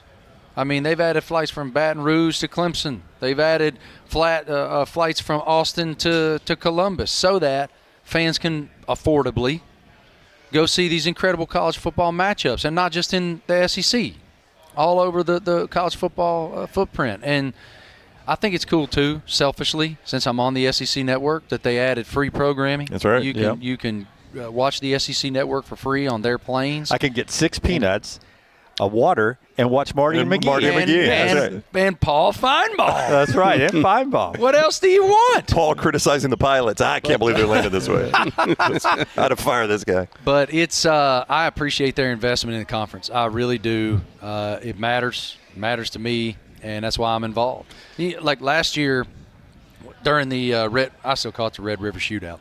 Yeah, as you should. Yeah. They had me out to their headquarters, and they did this contest where employees were pulling this plane, like a plane. Oh, wow. A big-ass real plane, Southwest plane. And it was Texas against Oklahoma. And Texas had a former offensive lineman on their team. They stacked the deck. It was fun, though. It's cool. Yeah. Sark says they run out of money eventually, though. We haven't seen that yet. I enjoyed speaking to him so much. He's a good dude. He is just such a awesome person, and I loved a lot of what he had to say to us yesterday. I pulled out this picture of him when he was at BYU, and I said, I want you to tell me who this is and what you would say to this person about the journey. Oh, no. I've done that to every coach so far. And, man, he told this story about that person in that moment and the journey that he's been on. And you just go, God, like that level of vulnerability and that level of willingness to share your truth, that's why I love this job. Well, he's on one of the ultimate second chances. No question. A lot of people get a second chance, but they don't get a second chance and end up the Texas coach. Yep. And that's crazy. And to me, and I mean this, I think he's the most brilliant offensive mind in the game, because his ability to get his skill guys the football in space, like with nobody around, is, I think, unparalleled. Y'all remember the 2020 National Championship game? When you're able to get the Heisman Trophy winner, Devontae Smith, wide open against Ohio State. Tough Borland, God love him. Yeah. Great freaking football player, but that's just not going to work for Ohio State. That's the scheme that got him on, that guy, that particular player. Yep. And they used the play with Devontae in motion and coming back. Sark came up with, I'd never seen it in football before. And then the very next week, you see it in the NFL everywhere. Yep. The next year, in the NFL everywhere. Wasn't it like 12 catches, 238? Oh, it was great. And he with a broken hand. With a broken hand. Broken hand. Yeah. So when you sit down with these 16 coaches, is there one that you kind of get a sense there's a quiet confidence and they're going to be better than people think this year? Well, Kirby has the edge. Kirby has the edge. We're poor mouth in Georgia now, right? Everybody's talking about Texas. I don't understand why we would poor mouth Georgia. I think Gunner, like you think back about what Lawson Lucky said on the sideline. That was one of the coolest things I've ever seen. All right. Carson Beck gets knocked out of the game. Gunner Stockton is going to come into the football game to start the third quarter. And there's a little bit of this. And Lawson Lucky walks over, his best friend, and says, we believe in you more than you believe in you. You're born to do this. And then he goes and makes that toe tap catch on the sideline to help his boy out. Like, that to me is what's beautiful about all this. Even though it's all NIL and settlements and portals and all that, there's still a cool brotherhood in college football that doesn't exist up there. That's right. Yeah. Doesn't. And so, yeah, I'm high on Georgia. I'm really high on LSU. I'm not, is that popular? We're in a cave. I don't know what anybody's saying. National championship pick, LSU. Yeah, LSU. He's got LSU. Yeah, same. He's got. I got Alabama. I got Texas. A lot of people are sleeping on Bama, bro. Yeah, they're going to be a problem. Yep. Well, I just think the year, too, I think elite coaches make that jump. I think DeBoer's finally comfortable. It's a tough transition going from Saban to anybody. Yep. Yeah, he is very comfortable. I've been in Tuscaloosa this spring and enjoyed my time there. And I'm going to tell you something. That is an elite group of young men, too, that he has there. He has leadership at the player level that is elite. And so I think they're going to be better than people think. Well, I mean, look, you've covered a lot of athletes. I mean, Milroe at his best was – I mean, he was the best player in college football, but then it was unexplainable, the inconsistency. I mean, it's difficult. I agree. He's the best athlete on every field he walks onto. Yeah. And I think in a lot of cases that's going to be the case in Seattle this year. Yeah. You want to use him, right? You want to skip inconsistencies? You go to Southwest Airlines. This guy everything's inconsistent in the airline industry. Dunaway's my boy, but not at Southwest. That's why we pay Dunaway the big bucks not here, at Marty. Southwest. And if you want all the information, go to SouthwestSECSweepstakes.com. Look, listen, I'm serious. I can win something. Yep. LSU at Clemson, Michigan at Oklahoma, Wisconsin at Bama, Ohio State at Washington, Boise at Notre Dame, and then those incredible there's so many flights they've added so that you can affordably get there. Yep. You can go to that website, SouthwestSECSweepstakes.com. Tickets to the SEC Championship game or the Grand Prize. You can also visit the SEC Nation Set. Marty's a part of VIP Stadium Tour, all access passes. Southwest SECSweepstakes.com. That is Southwest SECSweepstakes.com. Yeah. Good job, Brownie. Thank you, Marty. And if you have any trouble at the gate, just tell them you know Marty. That's right. That's it. Just tell them you know me. TSA, tell them you know Marty. They'll do your hair like this, too. Marty Smith, ESPN. Always good to see you, buddy. Love you guys. Thank you. Part of our coverage brought to you by our friends at Baptist Health over at SEC Media Days. We'll check in live with EG, who's still in Atlanta. She handles our Day 4 coverage coming up on the other side. Before we get to the Michelson viewing menu, I do want to tell you about our friends at Urology Centers of Alabama, the great folks there who helping you stay on top of your prostate health, everything from prostate health to kidney stones, everything in between, vasectomies. They handle it all. 16 wonderful, convenient locations right here in the state of Alabama for you. 35 urologists standing by to help you out. You can find the location nearest you, check out everything they offer, all the insurance information, everything you need to know at urologycentersalabama.com. urologycentersalabama.com, 205-930-0920 to make that appointment today. urologycentersalabama.com. And Michelson, the viewing menu. 205-969-8100. Again, I had the 2200 vision. I was legally blind without the aid of contacts. Got the procedure done in 2003, 2015 vision. Better than 2020. Make the phone call that I made. Dr. Mark Michelson, Dr. Jen Michelson, best in the business. 205-969-8100. Ask for Amy. Tell her the next round sent you. For more information, MichelsonLaserVision.com. We got a couple new releases tonight. First off in theaters, I Know What You Did Last Summer. This is the remake of the 1997 movie, or I guess sort of reboot, requel, whatever you want to call it. Requel, I like that. Yeah, it's like a reboot, but it also takes place after the original.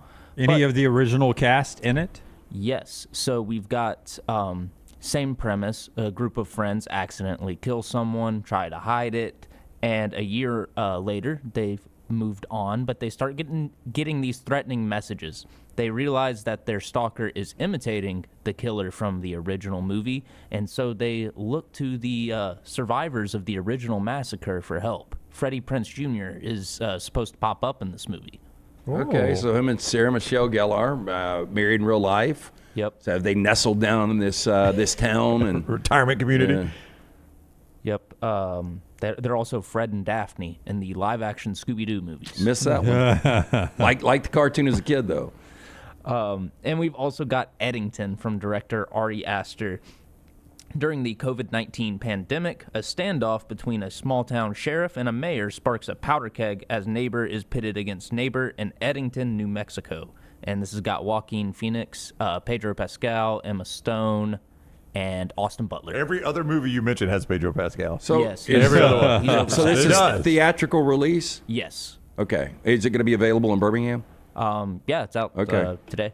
Okay. Because I saw one last night. I just wanted to completely decompress, get away from sports. Movie called Sovereign with Nick Offerman. It's based on a true story. Man, his performance, like, I'm not going to be surprised at all if he's nominated for major awards.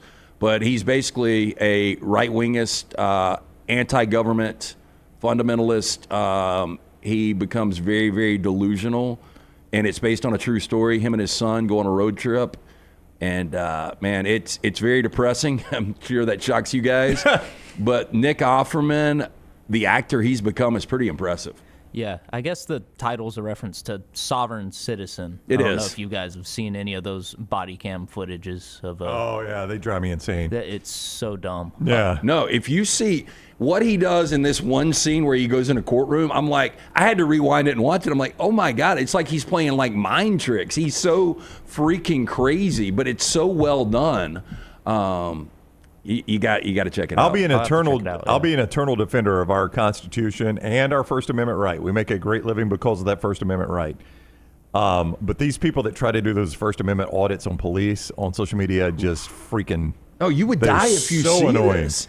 Like, he's there to represent his character, and the judge is like, well, are you not him? And he's like, well, he's a color-formed citizen. I'm here to. Yeah, they believe that they are not citizens with that are under the authority of the United States. Like, I'm not Tyler Johns. Tyler Johns That's right. is the corporate entity that if you wanted to sue me, you would Oh, go. I'm not subject to your laws. He gets foreclosed on, and he's got this talk show that he does, and telling people how they don't have to get foreclosed on because bank really doesn't owe they don't owe the bank anything. I mean, it's wild. crazy It is, stuff. yeah. And then some of them also, if a police pull them over and they ask for ID, they'll ask for money in exchange for the ID. That's right, yeah. It's absolutely insane. But if you don't want to watch something so serious, Jim, Netflix has added Mamma Mia to its lineup. Yep, never seen it. Not my cup of tea, but I'm all in on. They're doing some remakes of some old romantic comedies, which I love. So I can't wait. I forget which one I read earlier today. They were doing a rom-com remake of something But that I watched in the 90s. Isn't it a rom-com that's a musical? Yeah, I don't mind musicals if they're done well, but Mamma Mia never hit my my sweet spot. Never watched that. That's what Tyler's watching, brought to you by our friends at Michelson. Quick to break here as we head to break. Tell us about our friends at Odie's. Were you there? No, you weren't there last night. We were not Yeah. there Night last off. night, but I'm sure the final question was awesome. Odie's Team Trivia, we do that every Wednesday at the original Crestline location. Live music every Friday and Saturday. Birmingham Institution, stop in, see Will Haver and that great staff. Enjoy the incredible food from Rodney Davis. Been doing it for almost 40 years now. The award-winning wings, delicious burgers, great sandwiches like the Diablo sandwich. Stop in either location, the original Crestline, newest location in Edgewood. Birmingham Institution is Odie's Tavern. Follow Dunaway on Twitter and Instagram at Jim Dunaway.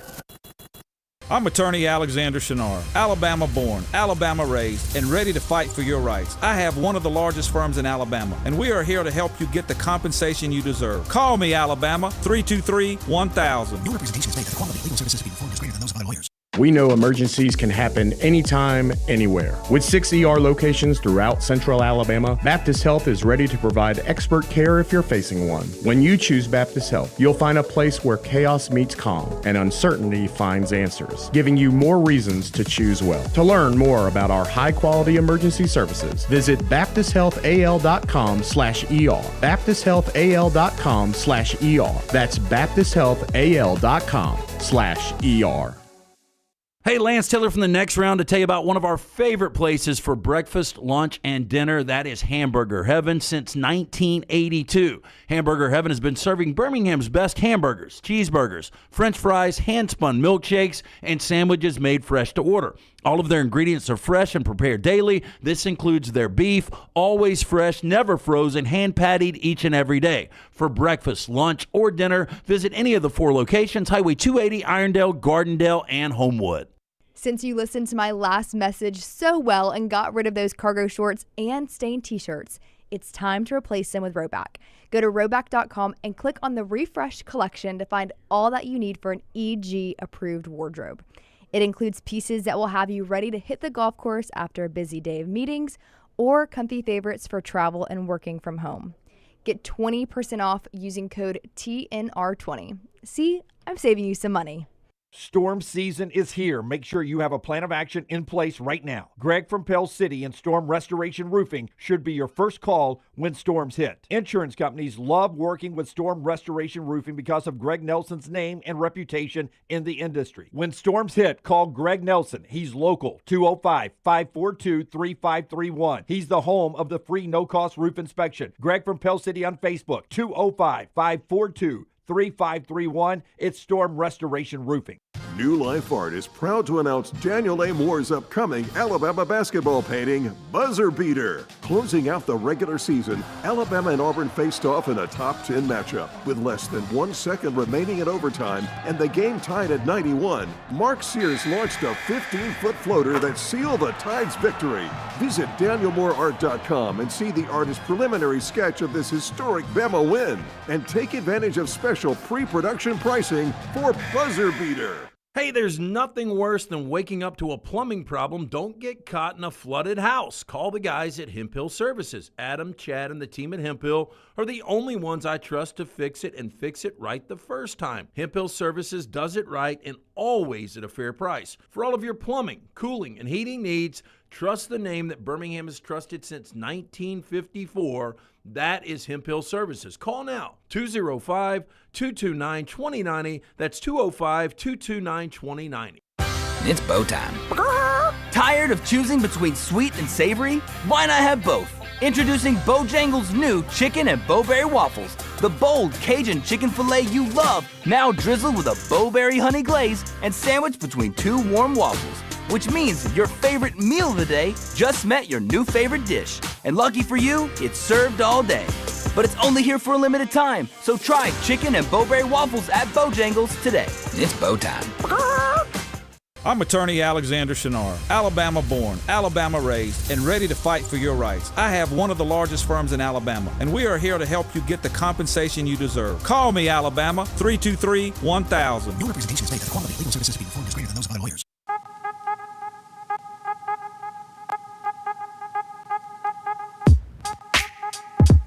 Before we continue our Baptist Health coverage from Atlanta, and Emily Grace McWhorter, who will join us over there pulling another 8-hour shift of talking to people. The talking season continues. I want to give you our Bojangles Tender Moment of the Day. Tell us about Bojangles. From sweet to eat, Bojangles has 7 sauces that will definitely add a little extra flavor to every bite. Nothing pairs better with the sauces than the hand-breaded tenders. So if you're looking for sweet, try honey mustard. You want some tang, try barbecue. You want some heat, try creamy buffalo or peach honey pepper. And if you're craving smooth and creamy house-made ranch, jalapeno ranch, classic bow sauce, ready and waiting. So head to Bojangles, order some hand-breaded tenders with your favorite sauce today. It's bow time. That plays right along with this. On this day, back in 1990, it was bow time. Bo Jackson and Deion Sanders, they met in a baseball game, Yankees and Royals. It was the only time they would meet. And these two, the multi-sport athletes of our generation, the two that did it better than anybody, played each other in this game. Yankees and Royals. Looked like it was in Kansas City. Bo Jackson, in the middle of 4 straight years of 20 home run seasons, had 3 home runs in the game. Deion Sanders had an inside-the-park home run after a ball bounced past a diving Bo Jackson in center field. I wonder who was faster, really. Well, that'd have been a heck of a race. I would take Bo Jackson. I think I would take Deion, but I mean, I think they're both legit, like 4-2 guys. Yeah. And you are right; those are the best that I've ever seen do it. If, and I'm not saying they didn't focus on one or the other, but truly, if they, did the 8 hours a day of training, watched the diet, and only selected one sport, I mean, I don't know how they could be much better, but those guys, they were incredible. Next level. Yeah. How was our Bojangles Tender Moment of the Day? Let's head over to Atlanta at the College Football Hall of Fame as our Baptist Health SEC Media Day coverage continues with Emily Grace McWhorter in the field. E.G., we're not there today, but we're getting ready for the SEC to release their media rankings, the media preseason team. I would imagine the buzz is still at an all-time high, right? Shockingly, guys, it's kind of flattened. I've also gotten a lot of questions about where you guys are. So you are missed. I will say that, but I'm holding down the fort.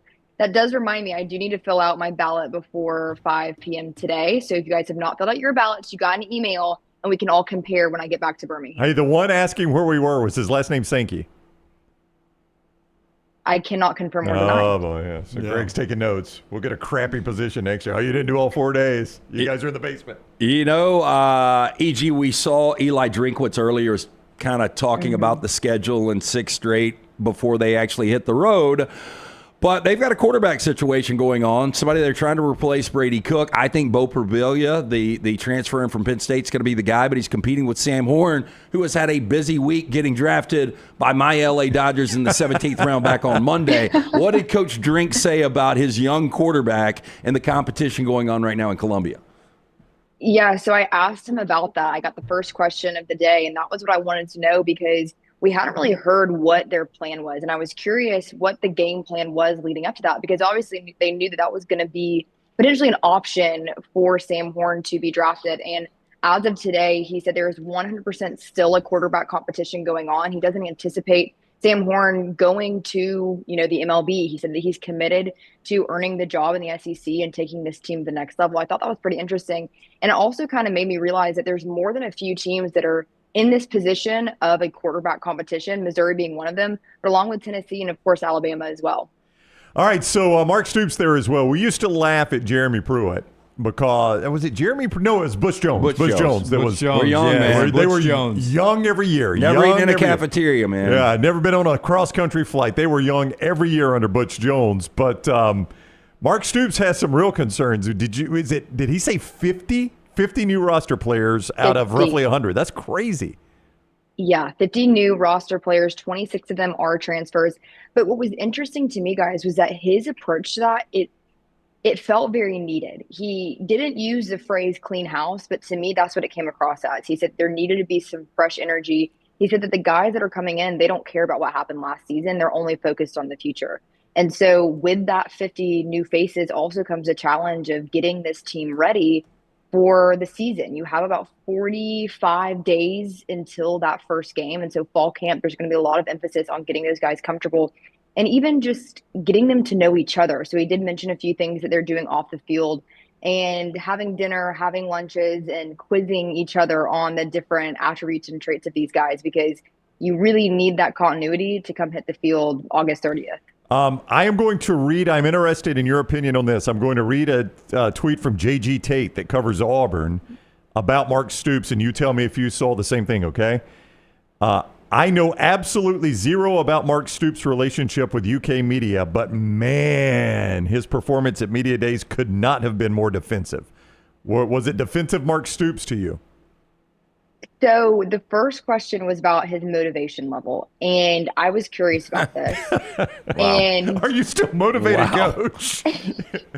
Well, in the spring, there seemed to have been some sort of moniker attached to him that he is overly motivated, that he kept harping on how motivated he is for the season. And I guess the Kentucky media jumped on that. And so he was asked that to begin the press conference, how motivated are you? And he was defensive.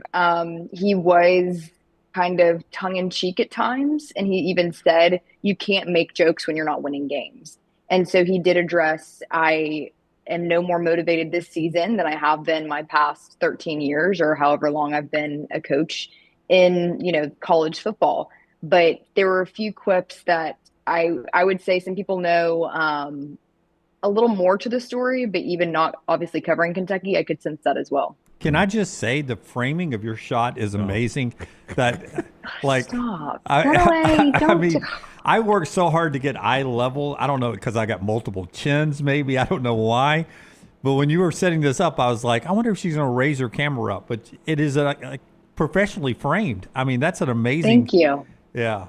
Wow. I mean, I'm in a hallway. And I'm LT, a little echoey, LT had the same classic film type class I had about all the thirds and the lines on the thirds, all those parallel lines in the background. That's an amazing framing shot. Where are you, by the way? The hallway. I can tell you. It's where you went to get sun yesterday because you were so cold in the main area. Yes. Guys, I think we need to actually talk to Greg Sankey about this. They have got to turn off the air slightly or just raise the temperature. I never noticed this, and I'm cold-natured. Yeah. It is like there is a draft so much that my hair, you guys will see it when like they cut to me on SEC Network. My hair is like flapping in the wind. It's so like windy in there. They've got to fix it. It's so Well, I've got bad. another So I layer come of skin over on, here. so maybe that's why it kept me warm. Yeah. Oh, here we go. We got the, She's connecting the stunning Omni area. and the College Football Hall of Fame. She's connecting. And not one person. Yeah. No, I think, no. This is kind of light today. Yeah, the kind of the getaway day, and I was surprised more people got away yesterday than usual. Just talking to a lot of friends in the media, and they were all taking off yesterday. Yeah, you cue next year, Alabama, Texas, or Georgia will be the last day. Hey, and have you heard, EG, where next year is? Did I miss this? Yeah, they have not announced it. Nashville. They haven't announced it. I've heard rumblings. The only thing I heard, this is such a rumor. No one come for me. New Orleans. That was the only kind of city I've seen thrown out. No, I love New Orleans. You get some beignets. I love it too, but I can't do 3 or 4 nights in New Orleans. mean, the media, media with 4 nights in New Orleans would be just. There would be arrest. Tell them there will be arrest, EG. This is pure speculation, and personally, New Orleans has my vote. The brand thing would also be incredible. Mardi Gras beads. I don't know. I like it. I believe we're on a Atlanta, Nashville, Dallas, Atlanta, Nashville, Dallas, Atlanta, Nashville, Dallas circuit from the rest of our lives. But that's just me. Maybe. Let's mix it up. Why not? But today, I mean, it's definitely a little lighter. And I don't know about you guys. I'm actually curious. I felt like Tuesday was the most chaotic and big day, even though Alabama wasn't on that day for us. Thoughts? I thought Tuesday was a good day. Yeah, I thought Tuesday was the more active day. Yeah, I agree. Yeah. Was Arch even though Manning? we had Bama yesterday. Yeah, that was Arch Manning. And Arch did play into that. Yeah, he drew a pretty big headline. And everybody had golf jokes with Hugh Freeze. That's true. Yeah. Including us. And we started things off with Georgia. And then we had Tennessee with the Nico situation, too. Yeah, that was a big day. It was a big day. All right, we'll be watching on our social media platforms the rest of the day with Emily Grace McWhorter and everything that they're kicking out over there. Her and Taylor and Forrester continue to pump that stuff out all day long. Brought to you by our friends at Baptist Health. Before you tell us, Brownie, we'll say goodbye to EG. Have a great day, EG. Bye, guys. See y'all later. All right, take care. Baptist Health has brought you exclusive coverage of the SEC. They've been our exclusive sponsor of coverage of SEC Media Days 2025 from Atlanta, maybe in the future from New Orleans. Baptist Health system of care includes 5 acute care hospitals, more than 1,700 licensed beds, freestanding emergency room, and as it has been for more than a century, Baptist Health is an integral part of the healthcare landscape in Alabama. In partnership with Orlando Health, Baptist Health celebrating a new day in healthcare. And through this partnership, will advance in providing innovative and compassionate patient care, strengthening the organization's mission to improve the health and quality of life of the individuals and communities served by Baptist Health. Baptist Health, bringing you the coverage exclusively of SEC Media Days on the next round. Hey, I can't make this up, but it's Bikini Week costume party at our friends at Twin Peaks. Already here. Where we're going to lunch? Featuring a bikini costume party all week, specials on their favorite summer brews, including 29-degree drafts to keep you cool, refreshing cocktails, and cheap shots. Everybody likes cheap shots. Bring the crew. Grab watermelon margarita topped with watermelon Red Bull or Paloma to beat the heat. No one does happy hour like our friends at Twin Peaks. Whatever your preference, they've got everything from the tequila cocktails, extensive bourbon categories, to the top shelf spirits and cocktails served over the ice balls. Twin Peak girls running around, 29-degree beer. Stop in, see them today. Let's do the 4 downs. First down, Tyler. Let's do it. He's got it today. That's First right. Today's Tyler Thursday. Yep. He's got to pull it up. David Hasselhoff turns 72 years old today. Shut up. I thought What's he was your older. favorite Hasselhoff role? That's got to be Knight Rider. That was the intro for David Hasselhoff, and as a kid, I loved Knight Rider, man. That was I never Did watched, you not watch Knight Rider? No, I watched some Baywatch. I was not watching David Hasselhoff in that lens. Yeah, I wasn't either, but I appreciate him getting the gang together, though. Yeah, no, without the Hoff, maybe the show doesn't occur, but I was not paying much attention to the Hoff. I'm trying to remember where he had some cameos in some movies. So if you would help me out there, if you even know. Best role for David Hasselhoff is his role as David Hasselhoff in the SpongeBob SquarePants movie. Was that the one you were thinking of, Lance? Nope, sure that was wasn't. not it. No, he was in Piranha 3DD. 3 Double D. Was he in I Road wonder what that's about. Trip Europe? Was he in Road Trip Europe? Nope. No. There you go. Second down. We should not have been words on that question, Tyler. Baywatch for me. Tyler was just like, I'm just going to second down. They don't even know what he's been in. What are the best 3 wing flavors? I like honey barbecue a lot. I agree. I have started to like lemon pepper. I never was a lemon pepper guy, but it's such a different change. I think it's actually pretty good with a little ranch. And then I like just traditional buffalo. One of my golf guys, every time we go, he's a lemon pepper guy. Yeah, see, Maddie's lemon pepper, and he likes it dry, like the dry rub lemon pepper. Yeah, I think it's good. I prefer the lemon pepper wet sauce. That's good. Yeah, and you said your third one was what? I stepped on you. No, I just like the regular buffalo flavor. Yeah, I'm with you. Joe, original. That's what you get at Odie's. Like hot. they just bring it out. Yeah, I like it hot. Not like crazy hot, just hot. Yeah, but I'll sweat. I like eating wings at home because not only are they really messy, they get in your teeth, but then I sweat. So, friend of mine, my daughter's Taekwondo instructor, Master Scarcella, Dunaway's met and played golf with him before. He is from Buffalo.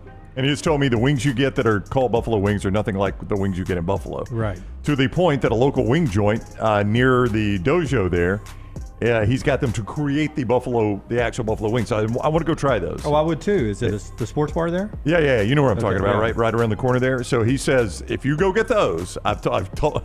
He laughed when he said it. He goes, I've taught him how to do it. He goes, those are the close to what you actually get in Buffalo, what you would call buffalo wings. So I want to try those. But what we call buffalo wings, Lance says basically original. That some sort of sweet heat Thai honey chili. I got that. That's one of my favorites too. Yeah, those are good. Yeah. Mango habanero is awesome. Mango habanero is very good, Scott. I agree. Yeah. Something about the mango and the habanero that little sweet little kick. Sweet and heat, man. Yeah. That's what I get with the honey barbecue, but the spicy, the one Brownie said is my favorite. That's number one. What was yours again? The spicy. Sweet Thai chili? Sweet Thai chili. Yeah. That's number one for me. Honey barbecue, too. And then I just like the regular buffalo. Those are my 3 favorites. I do think you can get them too hot. There's a place that still, we were talking about it yesterday, Brown. It's over by where we live, and we're talking about the same place, actually, that I was talking about earlier. Oh, my buddy always says. They got good wings. As hot as you can make them. And they're like, are you serious? No. And then it's a challenge. Yeah, and that's what Jace did when we were there. And when they brought it out, it smelled like chemicals. Yeah. And, he got about 2 or 3 wings in, and he's like, I can't do this anymore. I'm like, why in the hell did you order that? Yeah, like, you're the dummy that ordered it. Yeah, that doesn't make any sense. Like, it's painful. It can't even have good taste. Yeah, it's like doing the hot ones challenge. I like doing the garlic Parmesan wings if I don't want any spice. Yeah. No, that sounds pretty good too. Or a kiss that night, man. That Parmesan garlic sticks with me forever. Like third down. I'd be tasting that one still on Saturday if we had that for lunch today. Oh yeah. Third down is 500 Days of Summer was released 16 years ago. So what is your favorite romance movie? I don't know what 500 Days of Summer is. Nor do I. Joseph Gordon-Levitt and Zooey Deschanel. Okay. Man, recognize both names. I am not a big rom-com guy. I did like Crazy Stupid Love with Ryan Gosling. I thought it was very funny with Steve Carell, especially when he threw the shoes over the railing. I'm trying to think of other romantic comedies that I've liked. But this is just does it have to be a rom-com? Yeah, you're saying romance. Either. Gosh. I'm with Lance. I'm not even a rom-com or romance guy. I'm trying to think. What are considered the best romances of all time? I think 500 Days of Summer is one of the best, modern ones. Yeah. Titanic. Titanic, I but guess. I didn't love that movie. Forgetting Sarah Marshall. That's a good one. Great. It's one of my favorites. Does High Fidelity qualify? Yeah. I love that movie. Yeah, High Fidelity is a great one. Has that got John Cusack in it? It does. Yeah. Who's his love interest, though? I'm not certain. I've never seen High Fidelity. Well, yours would be 50 Shades of Grey, Dunaway, wouldn't it? Is that romance? Yeah. I mean, you worked there. Once you untie her, it was romance. Once you untie her. You know, I'm going to show you I love you. I'm going to untie you. You were good tonight. Forgetting Sarah Marshall, I watch it anytime it's on. I do too. I like Serendipity. You guys know that, and a lot of others. You know, the Forgetting Sarah Marshall, like Russell Brand was incredible in that, but what Jason Segel was able to do with his vampire musical at the end. Hilarious. I mean, there's so many really just good, unique parts of that movie. Final Four Troy says 50 First Dates. I'm not a huge Adam Sandler fan, but I kind of like that movie. I've never seen it. Pretty good. Yeah. Basic. Tori Spelling gets a concussion. Not Tori Spelling. Drew Barrymore. I'm sorry. Wow, that was a pull. So that the was premise a weird is she wakes up every day is a new day. Apparently, same for me. It's Tori Spelling now. It's basically Groundhog Day. Yeah. It's just different for her. So Adam Sandler's trying to make her fall in love with him every single day. But is it a different personality from her every day? No, same personality. She just forgets what happened the day before. She had some sort of accident. Car right? accident there on the island. Yeah. And really, it's the way we should attack every relationship in our life. We should start fresh every day and have to build that trust and love every day. That's the opposite of how a relationship should you work. should attack the romance. You should be romantic with have your to wife build every trust day. every day. Well, the romance part. Oh. You should love your wife or girlfriend every day like it's the first day. So Adam Sandler basically has to decide, am I going to spend the rest of my life introducing her to me every single day, or am I going to move on? But he loved her. Well, I won't spoil it. Yeah. Some days it doesn't go well. Some days it doesn't go well. She's in a bad mood. Real twist ending. Was Shawshank a romance based on Red and Andy? Just, their love for one another, and they ended up on the beach together. That's interesting. Yeah, not your classic romance, but they did love one another enough to get out and go find each other at the beach. I saw recently an article of these 7 women. I think they're all divorced, but they decided they wanted to retire together and they bought a house together. Now, I don't know how that's going to ultimately work out, but I guess once you get a point in life where sex is out the window, then friendships. Yeah, maybe you'd rather spend it with a friend. Laura says Still Magnolias. Keith says Crazy Stupid Love. Crazy Stupid Love's good. It was really good. I watched while I was packing up, whatever night that was at SEC Media Days, Drugs and Love It with Gyllenhaal and Anne Hathaway. It was pretty good romance in that. Forget Love Drugs, something like that. Was it Love and Other Drugs? That's it. Yep. I haven't seen it. Richard, I got some of the words right. Richard Linklater, who did Dazed and Confused, also did Before Sunrise. The Ethan Hawke, Julie Depp. I don't know if you've seen them before. It's 3 of them, and they meet on a train. And then they come back, they have the romance, and then it's back 20 years after they're married. It's a pretty good trilogy, though. Yeah. It's well done. 4th down. What was your favorite moment from Media Days this week? Leaving the parking deck yesterday. No, kidding. I was ready to get home. New favorite restaurant in Atlanta. So my best day was Tuesday, going back to what Emily Grace said. The aquarium, which I can't understate or overstate how good the aquarium is in Atlanta. It might be the best aquarium in the world. I think it's regarded as that, yeah. But seeing a 14-foot tiger shark that close up and then eating at this French steakhouse called Marcel, oh my gosh, so good. I never had a baked Alaska. I didn't know what baked Alaska was. I still don't. What is the difference between that and just like baked salmon? No, it's a dessert. No, it's a dessert. With a big presentation. Yeah, don't they serve it on fire? Yeah, they do. Yeah. And Forrester, I didn't feel guilty because the place was cleared out. It was like 9:45, 10 o'clock at night. I didn't want that big presentation, but we were sitting at the bar. But it's got like meringue. It's got these strawberry crumbles on it. It's got some ice cream in there, but they burn it down. I can't. It was incredible. The whole meal. I played a new course in Atlanta. I'd never played before, but what are you laughing at? Played a late round of golf Tuesday. Scott, do you know who was in the group in front of me with his 2 sons?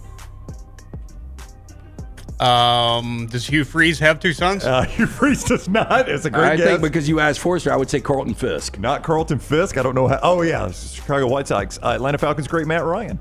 Okay. Played right in front of me. I did not get a chance to meet him. Matty Ice. Wasn't going to bother him, but they say he's a really nice guy. Yeah, that's an uppity course. I can't because my restaurant was uppity. Guess who was in our restaurant? Let me try to top you. Tyler, you're going to love this. Elizabeth Olsen. Oh, wow. Yeah, how about that? The Scarlet Witch. Hey, quite strong, by the way.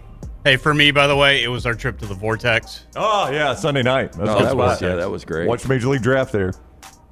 Right. Done.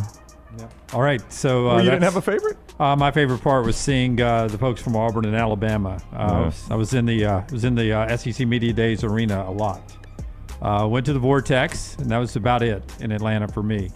When we come back, we've got our SEC media vote. We got to do one, Lance. Yeah, we're going to throw one on a whiteboard, 1 through 16. Let's see what that ballot looks like. How do you think it's going to pan out? I think we've talked about who we think each one of us is going to have at the top. Who's going to be fourth? Who's going to be sixth? Harder than you think. We'll do that coming up on the other side and continue our updates from the British Open.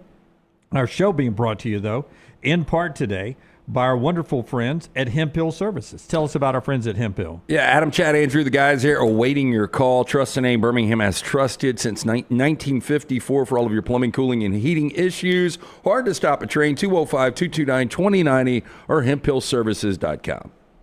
Take the next round anywhere you go with official Next Round gear. Buy yours today at nextround.store. I'm attorney Alexander Shinar, Alabama-born, Alabama-raised, and ready to fight for your rights. I have one of the largest firms in Alabama, and we are here to help you get the compensation you deserve. Call me, Alabama, 323-1000. No representation is made that the quality of legal services being performed is greater than those of other lawyers. We know emergencies can happen anytime, anywhere. With 6 ER locations throughout central Alabama, Baptist Health is ready to provide expert care if you're facing one. When you choose Baptist Health, you'll find a place where chaos meets calm and uncertainty finds answers, giving you more reasons to choose well. To learn more about our high-quality emergency services, visit baptisthealthal.com/ER. baptisthealthal.com/ER. That's baptisthealthal.com/ER. This hour of The Next Round is presented by the Birmingham Racecourse Casino, now featuring 7 days of giveaways with your chance to win a share of up to $125,000. The more you visit the Birmingham Racecourse Casino, the more chances you have to win. Take TNR on the go with a podcast built for your satisfaction. Miss Hour 1? Find it in podcast form. Miss Hour 2? Stream it now. Miss Hour 3? Download it for later. Miss Hour 4? Well, just know it's never coming back. Listen to TNR wherever you find podcasts. Hey, for all of your IT and printing needs, reach out to our friends at Xerox Business Solutions. Look, I'm still one of those old school guys. I print my notes every single day for the show. If you watch the show here on The Next Round, you see all the notes in front of me. From day one, Xerox Business Solutions, they've been with us here at The Next Round. Local for over 45 years. For all of your IT and printing needs, visit XeroxBusinessSolutions.com or call 205-969-3000. That's 205-969-3000. When you crave activity like we do, you belong in the Roback family. Get the best golf wear, hoodies, and activewear for men and women at Roback.com. Use promo code TNR20 to get 20% off your order. That's Roback.com, promo code TNR20. Storm season is here. Make sure you have a plan of action in place right now. Greg from Pell City and Storm Restoration Roofing should be your first call when storms hit. Insurance companies love working with Storm Restoration Roofing because of Greg Nelson's name and reputation in the industry. When storms hit, call Greg Nelson. He's local, 205-542-3531. He's the home of the free no-cost roof inspection. Greg from Pell City on Facebook, 205-542-3531. It's Storm Restoration Roofing.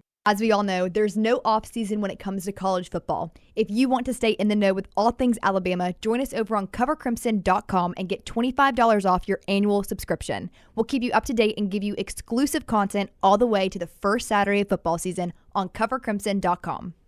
Hey, there's nothing worse than waking up to a plumbing problem. Don't get caught in a flooded house. Call the guys at Hemp Hill Services. Adam, Chad, and the team at Hemp Hill are the only ones I trust to fix it and fix it right the first time. Hemp Hill Services does it right and always at a fair price. For all of your plumbing, cooling, and heating needs, trust the name that Birmingham has trusted since 1954. That is Hemp Hill Services. Call now, 205-229-2090. That's 205-229-2090. It's bow time. Tired of choosing between sweet and savory? Why not have both? Introducing Bojangles' new chicken and bowberry waffles. The bold Cajun chicken filet you love, now drizzled with a bowberry honey glaze and sandwiched between two warm waffles. Which means your favorite meal of the day just met your new favorite dish. And lucky for you, it's served all day. But it's only here for a limited time, so try chicken and bowberry waffles at Bojangles today. It's bow time. I'm attorney Alexander Shinar, Alabama-born, Alabama-raised, and ready to fight for your rights. I have one of the largest firms in Alabama, and we are here to help you get the compensation you deserve. Call me, Alabama, 323-1000. No representation is made that the quality of legal services being performed is greater than those of other lawyers. Jim Dunaway, Lance Taylor, Ryan Brown. Live from the Birmingham Racecourse Casino Studios, The Next Round, presented by Bud Light, is on now. One of the best things about getting closer to the college football season is it's almost tailgating season again. And, of course, that means our friends at Champy's world-famous fried chicken, the absolutely best right there in Alabaster, Alabama. You can swing by there on Highway 119 in Alabaster and check out Champy's world-famous fried chicken. That's where Sterling's been now for over a decade. Mississippi Delta recipe, tamales, that chicken that's brined overnight, cooked to order, hand-cut chicken fingers, all the wonderful sides. This is a sit-down delicacy that you absolutely would love. Bring somebody from the north, take them there, and you say, man, this is why the South is better than the North. Southern fried chicken, all the comfort food that goes with that. The po' boys, and perfect for tailgating this football season. It's Champy's world-famous fried chicken, Highway 119 in Alabaster. Go by and see Sterling and the crew right there. Before we get to our Shannara Spotlight, which will be our rankings here in just a second, I want to talk Florida football, and then we'll show you where we think Florida is going to end up in our Spotlight. If you can give me cut number 6 and then cut 5, Tyler, a couple of Florida sound bites here. DJ Lagway first. And DJ, by the way, Taylor Korn tells me this story. When he's walking in at the College Football Hall of Fame, every kid that was there for an autograph, he would stop to do the autograph, but he would always ask them their name first and talk to them. Hey, DJ, can I get an autograph? He's like, yeah, absolutely, man. What's your name?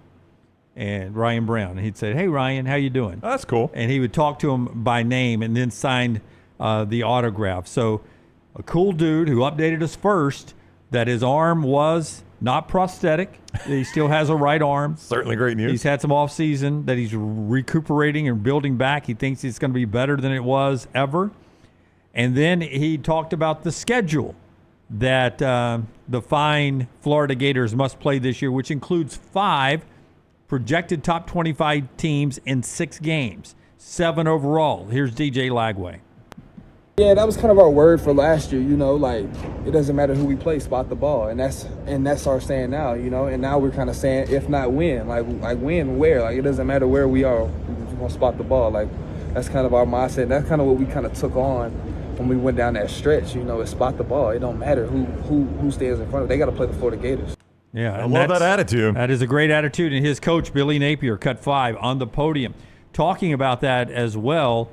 What turned last year and got them so many big wins down the stretch? Here's the Gators head man. I really believe that's when the magic happens, right? Is when, you look around that locker room and you trust the people. I think there's connection. There's a chemistry that's needed in this game. I think if you look at who's had success over the last couple of years, it's veteran teams that have really good connection. So when I think about expectations, I think about what we expect from each other. I also think that it's about execution. You talk about our schedule. I firmly believe that that'll be earned in the fall. So we can talk a lot about potential for the next 40 days, but we'll play the games in the fall. Billy Napier there. So the Gators gets us to our Shannara Spotlight today, brought to you by Alexander Shannara. The College Football Spotlight. Sorry, I'm out of practice, Tyler. That is on me. Alexander Shannara, trial attorneys. You pay nothing unless they win your case, not one dime. Shannara.com. Shannara.com. The Alexander Shannara trial attorneys based right here in Birmingham. It is his home. It is his community. And one of his goals was to create a firm that could handle any issue his community faced. So now not only do they handle the personal injury claims you're aware of, but claims for fire and storm damage, bad drug and device claims, disability, workers' compensation, and a host of other claims. When you find yourself in need of a lawyer, call the Alexander Shannara trial attorneys. You pay nothing unless they win your case. Shannara.com. That's Shannara.com. And our spotlight is the ballot, whether we turned one in or not, that you would have turned into the SEC office. We'll get the official rankings tomorrow, 1 through 16. LT, start us off. I am going Alabama number 1, LSU number 2, Georgia 3, Texas 4. I feel really good about all 4 of those teams being in a college football playoff. Mm-hmm. Then I think it gets borderline with my next 3 teams as far as whether or not they get in. I've got Florida at number 5. Okay. Oklahoma 6, Auburn 7. You got Auburn borderline college football playoffs. I do. Okay. A&M 8, Ole Miss 9, South Carolina 10, Tennessee, Arkansas, Missouri, Kentucky, Vandy, Mississippi State. Boy, that Missouri schedule, and they're 13th. I don't think they're going to be very good this year. Drink might get fired on that one. Don't erase that. I'd like to take a picture and revisit this at the end of the year. Show how right we are. I got Texas number 1. I'm going to be consistent. I got them winning the national championship, so I got to have them winning the conference, right? That's not necessarily how it works, but it would seem weird to vote them like 3rd. Ohio State did not win their conference. They won the national championship. I think they'll beat Alabama to win the conference championship. Georgia 3rd, Florida 4th. I'm high on the Gators. That puts them in the playoffs. Whew. Yeah, I know. LSU 5th. That probably does not put them in the playoffs. They will be borderline, though, and it'll be interesting for Brian Kelly. I've got Ole Miss 6th, Tennessee 7th, Missouri with that schedule 8th, Auburn 9th. Now, let me just quickly say, as I'm right here in this part, from like 6 to 12, that's like a 1-game difference. I mean, all these teams will be like 8 or 9 win teams. Yeah, I agree. Yeah, I mean, just going back to mine real quick, I felt really good about 1 through 6, and then I'm like, I have no idea. Yeah. Oklahoma 10, Texas A&M 11, South Carolina 12, and then the bottom 4, a lot of people are going to have Arkansas, Vandy, Kentucky, and State dead last. Okay, we visited mine a little bit yesterday, but for those that are to want to be refreshed, it is LSU, Alabama, Texas. Then you get to Georgia, which is weird. I think Austin Simmons and Ole Miss, a total reload, not a rebuild in Oxford. 5th. Thinks it's still good. Oklahoma is 6th. Florida, I think, is a heck of a season at 7th. A&M is 8th. Auburn 9. South Carolina, a little disappointing at 10. Tennessee, tremendously disappointing at 11. Missouri, even with that schedule, Brown 12. Arkansas, Vandy, Kentucky, and Mississippi State, hashtag SECMD25. Down at the bottom. I'm surprised at both of you with Missouri with that schedule. Yeah, I was think going to say, be that our bad. back half, our 9 through 16, pretty much the same. Yeah, I just believe South Carolina's schedule. I agree. I think it's brutal. And they've got one of the best offensive players and one of the best edge rushers in the game. But do they have enough everywhere else to live up to it?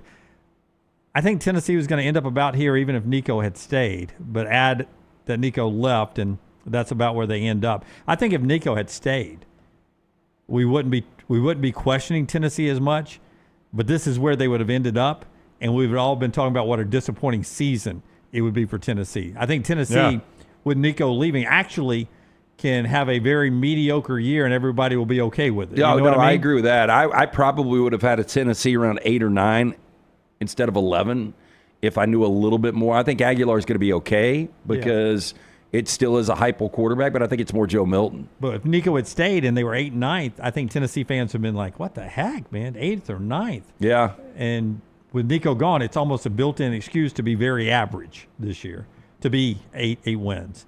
And Tennessee fans be like, man, he put his foot in the ground, drew a line in the sand, any cliche about Nico trying to hijack us, and we still won 8 football games. I love our coach. He comes out looking like a winner, as opposed to Nico staying, him having 8 wins and looking like, man, we took a step back. If fans remember it that way. Yeah. And you're asking fans it's to be. our job to make them remember. Well, good luck. You're asking fans to be reasonable in their memories, and often fans are not reasonable. Okay, now that you've written it down, I'll ask this question. Who could I change? Which one do you feel the least confident about? Well, Either too low or too high? I'm gambling at number 4, right? I mean, that's a gamble for me with Florida. You guys would say that. I mean, just I'm probably strength. They may be the 4th best team in the league. The schedule's so tough that their record will have them 8th. Yeah, I'm probably higher on Florida than anyone. Not named Napier. Ole Miss, I mean, well, you got them higher than I do. I maybe have Tennessee a little high at 7. Yeah, Ole Miss for me, obviously 5th is a big gamble. I mean, that's a whole new team. Yeah. I'm on the Ole Miss at 9 is kind of a gamble too, just based on where they've been the last few years. I think the complete reload, I think they're going to be like 7-5 or 8-4, but that gets you 9th. And then the one that might be too high might be Auburn. Yeah, I mean, you had Auburn verge of playoffs. Yeah. I thought that was surprisingly high. I have Auburn right on the Hugh Freeze cut line. Really tough decision. Well, I think I do too at number 9. Yeah, I mean, wouldn't you think that's probably an 8-5? Maybe. I don't think you can get 9 wins and finish 9th. No, I don't think so. It's probably an 8-5 at best. 8-4 regular season, then a bowl loss. Or I guess 8-4. Yeah. Because if it's 8-4, I guess he's coaching the bowl game. Yeah. Well, I mean, it's a tough call at 7 wins. And that, you could have 7 wins at 9th. But but 8 wins, you're probably another win, another loss to Georgia, another loss to Alabama, and that just starts to add up. I mean, those feel like 2 losses. The way does 1 through 5 or 6 mean anything as long as your team gets to a college football playoff? It really doesn't. Well, everybody's going to point at Ohio State, right, and say, look, they lost to their rival and didn't play for their conference championship and won it all. And we've seen Alabama do that before. Didn't impact Texas, and I get asked all the time by people. 2017, I remember it. Like, so man, you lost the Iron Bowl, but you're national champions. I said, you know how much that 2017 Iron Bowl gets talked about? Never. Yeah. I mean, it rarely gets brought. I mean, Auburn fans bring it up because they won the game, but hear me out on this. I think there are 2 quarterbacks in this league. It was a forgettable game, too. Auburn kind of dominated it. That could have Cam-like Newton years. I'm just saying based on potential. Okay, hold that. Okay. I like this. Show being brought to you by Dr. B. This is a hair-raising comment brought to you by Dr. B. You can make your hair rise again. Yeah, hey, Dr. B, it doesn't matter if you're in your 20s, 30s, 40s, 50s. You start to lose it. You want to be preemptive. You want to maintain. You want to grow some back. T3hair.net for more information. I do that non-invasive treatment 3 times a week, 30 minutes each time on the couch. That's it. T3's got that new test. Easy, painless, affordable. Takes 4 seconds to perform. It's going to show which medicines and compounds will specifically work for your hair loss. Over 10 categories of agents they use, knowing they will work for you. They'll custom compound these agents for you in pill or topical forms. You pick and choose which agents you want. Men and women ordering Hims, other products online. Don't even know if they work. Stop wasting your money and critical time while you're losing hair on treatments that aren't working for you. Come see Dr. B. Find out what will work for you. 205-319-0316. Tell them the next round sent you. For more information, T3hair.net. I called it the fly in the ointment teams, or players who can make their teams good in our when I tell Brown and I discuss what to go on our YouTube channel at the bottom there. So you've walked right into it.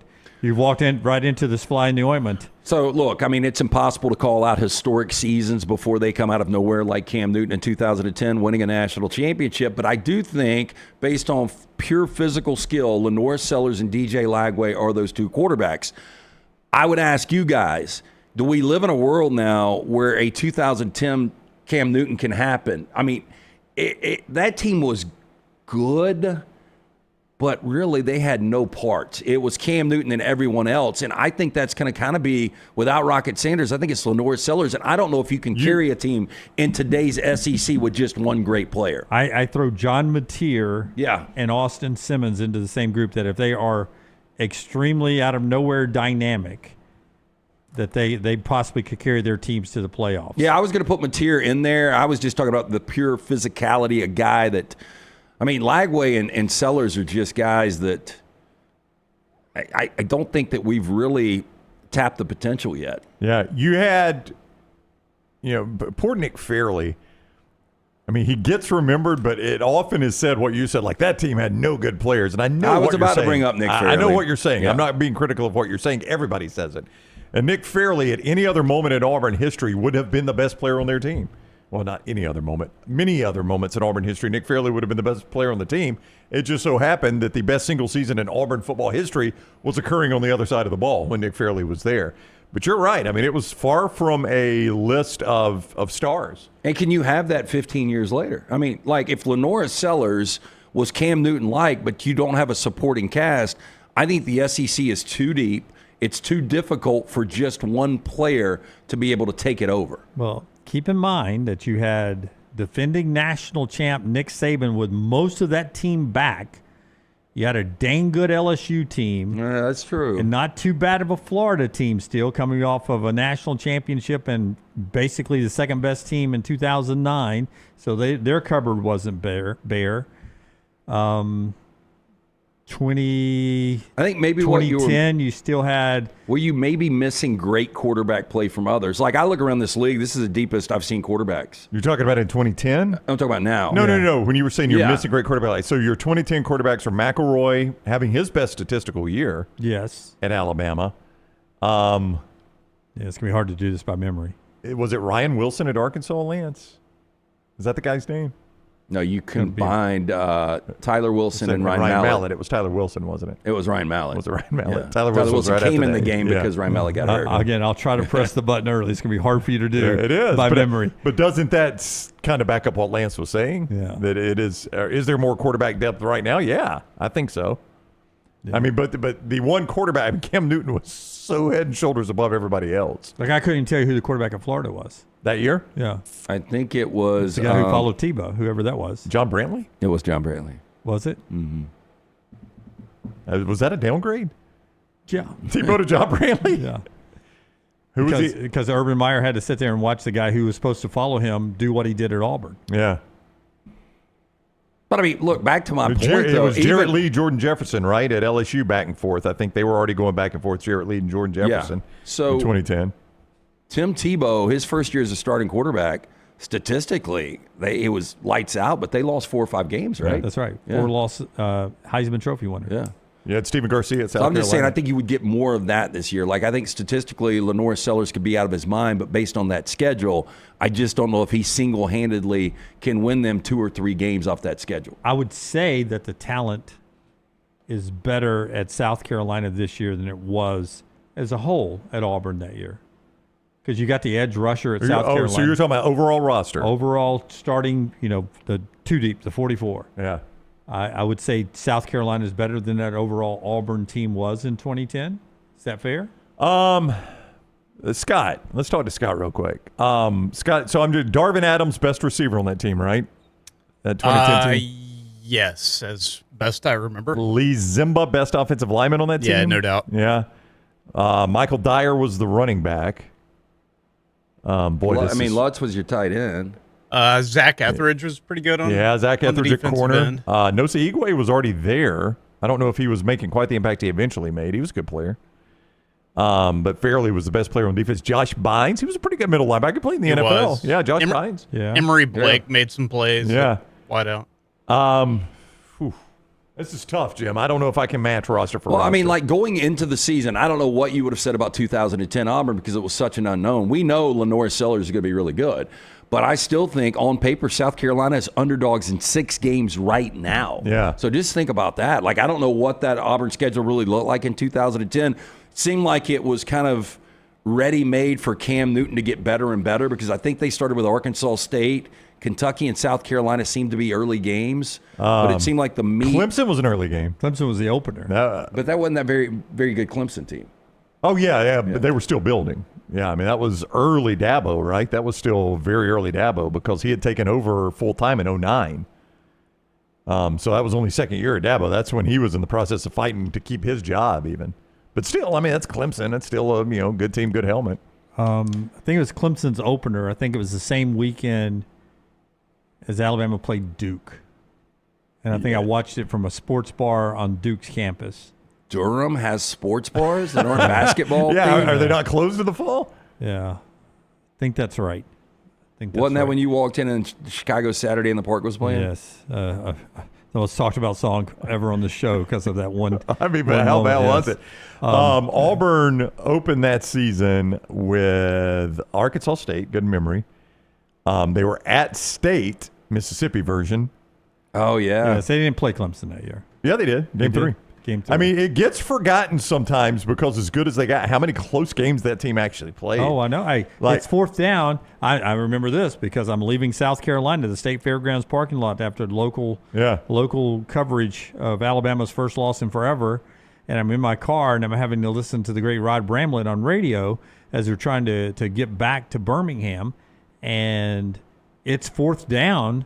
Auburn trying to drive to win the game at Kentucky, if I remember correctly. A game they won 37-34. Yeah. And it was like an 8-minute drive at the end of the game. It's 4th down, and Cam Newton's running out of real estate, and as he's about to step out of bounds, throws on the 4th down because you might as well throw it anyway, and it's a hell of a completion that keeps that drive alive.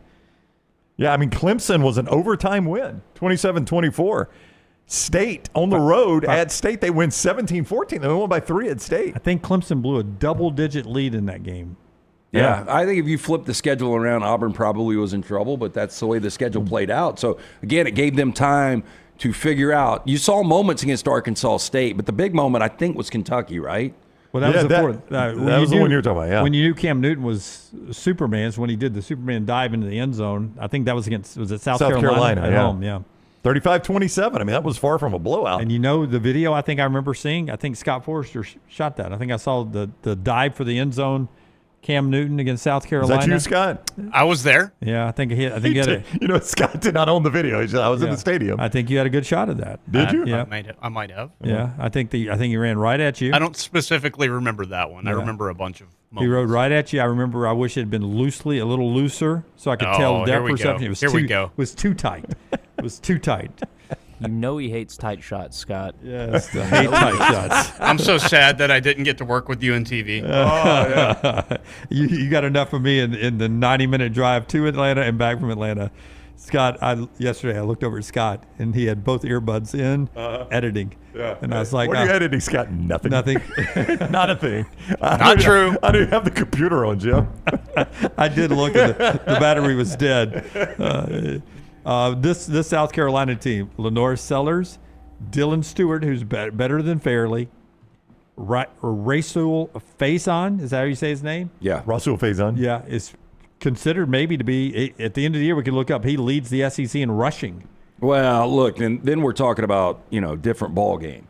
Because I do think Rocket Sanders, although he didn't crack 1,000 last year, took a lot of pressure off Sellers. I don't know how they make it through that 4-game stretch, though, better than 2-2. The 4-game stretch that is at LSU, host Oklahoma, host Alabama, at Ole Miss. Oh, I think they're 6-6 or 7-5. I know, but I'm saying if they can escape that one 3-1, Shane Beamer's done a masterful job. And now you're talking about a real chance at the playoffs if they can escape that 3-1. I don't think they can. I don't know that they can do better than 2-2. I think 1-3, in fact, is the most likely outcome there. Yeah, talk to me on September 1 about this South Carolina team. Why? Because they're playing Virginia Tech. Yeah, and if that doesn't go well. What's the point spread in that game? Neutral site, Atlanta, Georgia, Lance, Mercedes-Benz Stadium, 2:00 Sunday afternoon. Oh, that line's out. What do you think it is? Yeah, what is the point spread? Wait, which game? It's Virginia Tech, South Carolina. I would think that South Carolina is a 6.5 point favorite. Find it, Brownie. I think that's right. I will find it. I'll confirm it. While you find it, I'll tell everybody, our friends at Champy's Chicken, bringing you this hour of the show, champyschicken.com. Go by and check out Sterling and the fine folks there. Unbelievable chicken. The Mississippi Delta recipe tamales. We were talking about the tamales in a break. It's just so good. Imagine taking a big pan of those to a tailgate. People love those. Big pan of hand-cut chicken fingers. People love those. The chicken wings that we never talk about enough there at Champy's world-famous fried chicken. champyschicken.com, Highway 119 in Alabaster. I'm off. It's 9.5. Oh. South Carolina 9.5, total of 45.5. Yeah, losing to Virginia Tech. So Virginia Tech wins that game outright? It's a massive upset, and South Carolina's got some deep troubles. Yeah, in Labor record-wise. Day on September 1st. We'll be talking about that one. All right. I didn't even think of the Beamer angle, by the way. Beamer Bowl. Yeah. Let's do our Vulcan Tire and Automotive leaderboard update from the Open. Scheffler is in the clubhouse. Indeed, he is. 3 under par. Scotty Scheffler is just one shot back of a group of guys with 4 under next to their name. Jacob Skav Olesen, Hatong Lee, Aaron Rai, and former U.S. Open champion Matt Fitzpatrick. And Matt Fitzpatrick is the most prominent golfer in a group. You know there's some no names in that group, right? Aaron Rai, by the way, only pro I'm aware of that uses head covers on his irons. Y'all ever see that? Oh, I've never seen that. That is old school. Nothing when it's a good pace of play going. Yeah. I don't care if they're in my group or in front of me. I cannot stand people that take the time to put head cover on, head cover off, head cover on, head cover off. Every hole. This guy's on his irons. What's the point? I mean, that guy's got a lot of money and he's got sponsors, so he gets clubs. Is it more? I'm just playing golf. Is it more you take your time? You've got to take the club head off so you don't make a rash decision growing out the wrong club. I don't know about irons. On woods, you're trying to just keep them from getting scratched up, and they get scraped up pretty easily. On irons, I have no idea. God knows if you get a scratch on that thing. I don't want to scratch on my woods. That's bad luck. Exactly. If you spill ketchup on that shirt today, are you going to keep wearing it if it stains it? Do I have a chance to change it, or do I keep going? I got to keep wearing it the rest of that day, but the ketchup's on it the rest of your life. You're not going to wear it again. I don't want to scratch on my driver. It doesn't impact its performance, though. Nor does it that shirt. That shirt still keeps you dry, keeps you. Vulcan Tire and Automotive, great locations throughout Birmingham. If you're getting on the road this summer, make sure you stop in, make sure it's service bumper to bumper. You have kids going back to school soon. You want to make sure that they've got the oil change, they've got the new tires. Make sure you mention, if you're rolling on old tires, the next round they're going to give you the best tire pricing in all of Birmingham. For more information, VulcanTireandAuto.com. I don't know why I'm griping. For 7 years, I've used a putter Brown gifted me because he put a dent dent in it. That's not true. I got a new putter. It did have a dent in it, though. Yeah. Yes. I don't know how I got a dent in it, but a dent in a putter for a guy who never gets mad on the golf course. How did that happen? No, I get mad on the golf course, trust me. I'm not going to lie. Did you take out a can of soda with the club? I did not, Tyler. I don't think the dent was anger related, honestly. I think that was an old putter I had laying around, so I gave it to Dunaway. Yeah, for not having a head on it, a cover. That's right. Yeah. Probably so. Yeah. Probably so. Yep. Have you done the leaderboard already? I did. Okay. Yep. That gets us to break here. When we come back, we'll do. Yes, Jim. Put the headgear on when we come back. We've done that commercial. When we come back, a couple of more things from our coverage of Baptist Health SEC Media Days. And, of course, trash is on the other side. This is the next round. Follow Scott Forrester on Twitter at Scott Forrester TV. I'm attorney Alexander Shinar, Alabama born, Alabama raised, and ready to fight for your rights. I have one of the largest firms in Alabama, and we are here to help you get the compensation you deserve. Call me, Alabama, 323-1000. No representation is made that the quality of legal services to be performed is greater than those of other lawyers. We know emergencies can happen anytime, anywhere. With 6 ER locations throughout central Alabama, Baptist Health is ready to provide expert care if you're facing one. When you choose Baptist Health, you'll find a place where chaos meets calm and uncertainty finds answers, giving you more reasons to choose well. To learn more about our high-quality emergency services, visit baptisthealthal.com/ER. baptisthealthal.com/ER. That's baptisthealthal.com/ER. Storm season is here. Make sure you have a plan of action in place right now. Greg from Pell City and Storm Restoration Roofing should be your first call when storms hit. Insurance companies love working with Storm Restoration Roofing because of Greg Nelson's name and reputation in the industry. When storms hit, call Greg Nelson. He's local, 205-542-3531. He's the home of the free no-cost roof inspection. Greg from Pell City on Facebook, 205-542-3531. It's Storm Restoration Roofing. What are you waiting for? It's non-stop gaming action at Birmingham Racecourse Casino. Come play more than 900 of the latest and greatest games around, featuring fun bonuses and big jackpots. You can wager and win on horse and greyhound races from all over the world. There are more ways to win at Birmingham Racecourse Casino. Birmingham Racecourse Casino, located off I-459, exit 31, Derby Parkway. Must be 21 or older. Twin Peaks is the best in the game. Here, you're in the red zone for every college rivalry and divisional matchup all season long. I mean, where else are the scenic views as good as your view of the game? Only at Twin Peaks, the #1 sports bar. Hey, for all of your IT and printing needs, reach out to our friends at Xerox Business Solutions. Look, I'm still one of those old school guys. I print my notes every single day for the show. If you watch the show here on the next round, you see all the notes in front of me. From day one, Xerox Business Solutions, they've been with us here at the next round. Local for over 45 years. For all of your IT and printing needs, visit XeroxBusinessSolutions.com or call 205-969-3000. That's 205-969-3000. Stop by the New York Butcher Shop and pick up the finest in certified Angus prime beef steaks and burgers, premium pork chops, ribs, and all-natural chicken cut to order just for you. Their chef-prepared entrees and side dishes are the perfect dinner-to-go choice for your family and are ready to heat at home.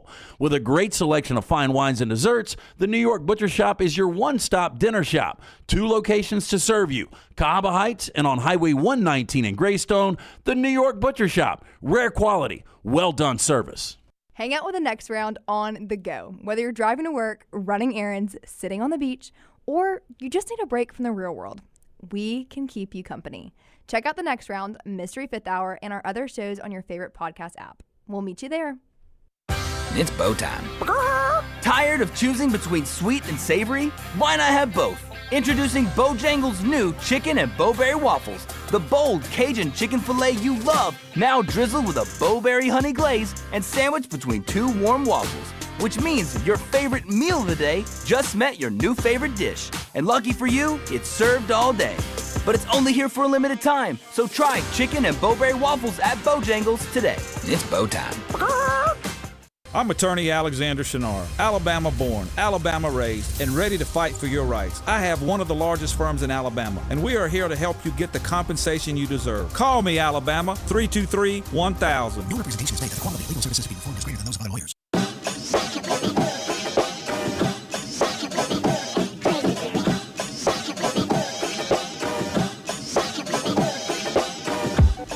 Hey, back with you on the next round. As we continue on, our friends at Company Distilling bringing you part of the show today.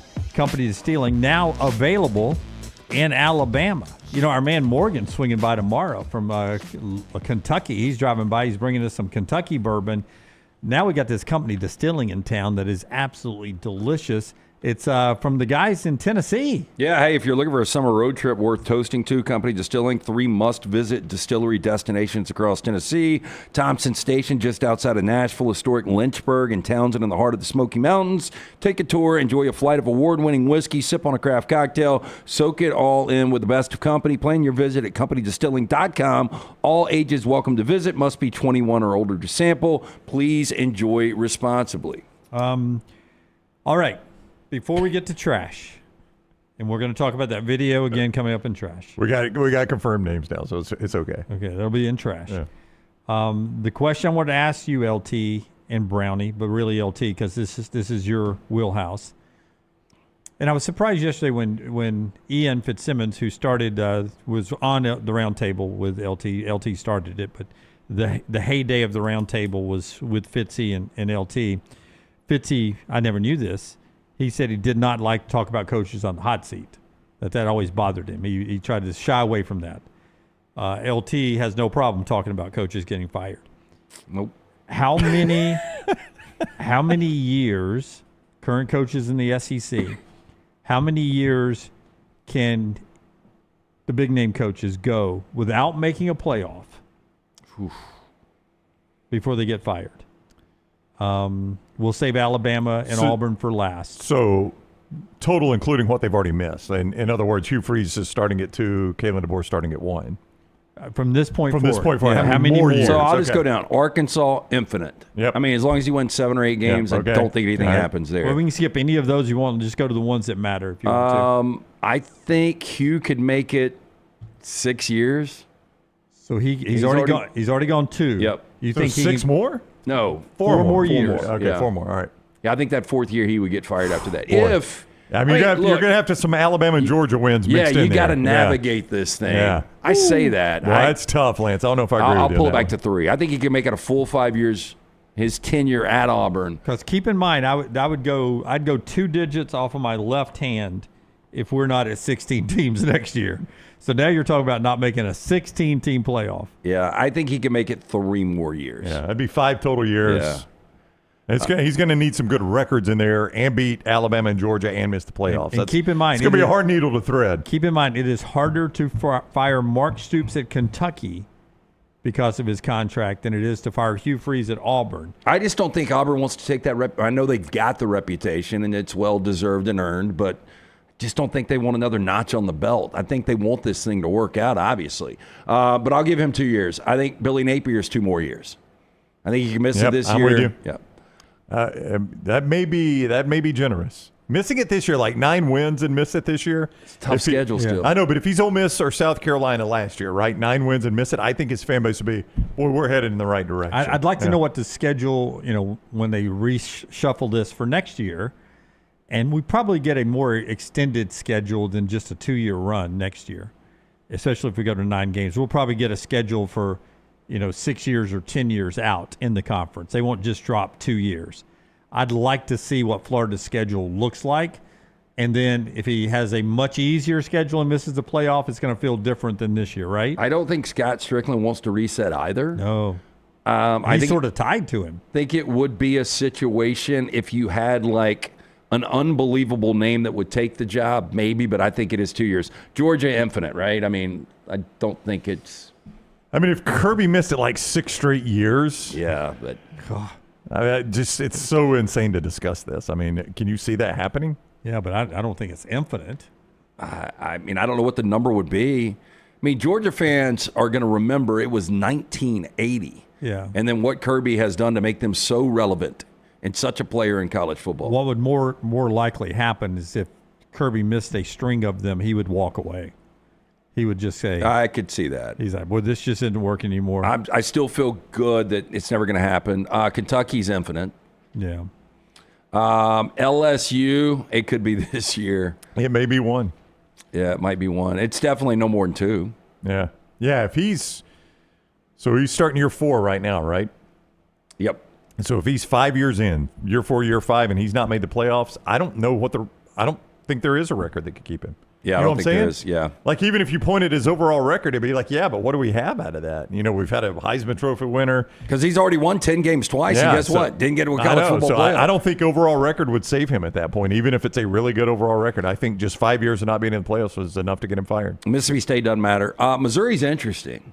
Really? I think it kind of is, because I think he's a victim of his own success now, and now we're talking about schedules, and they've been knocking on the door.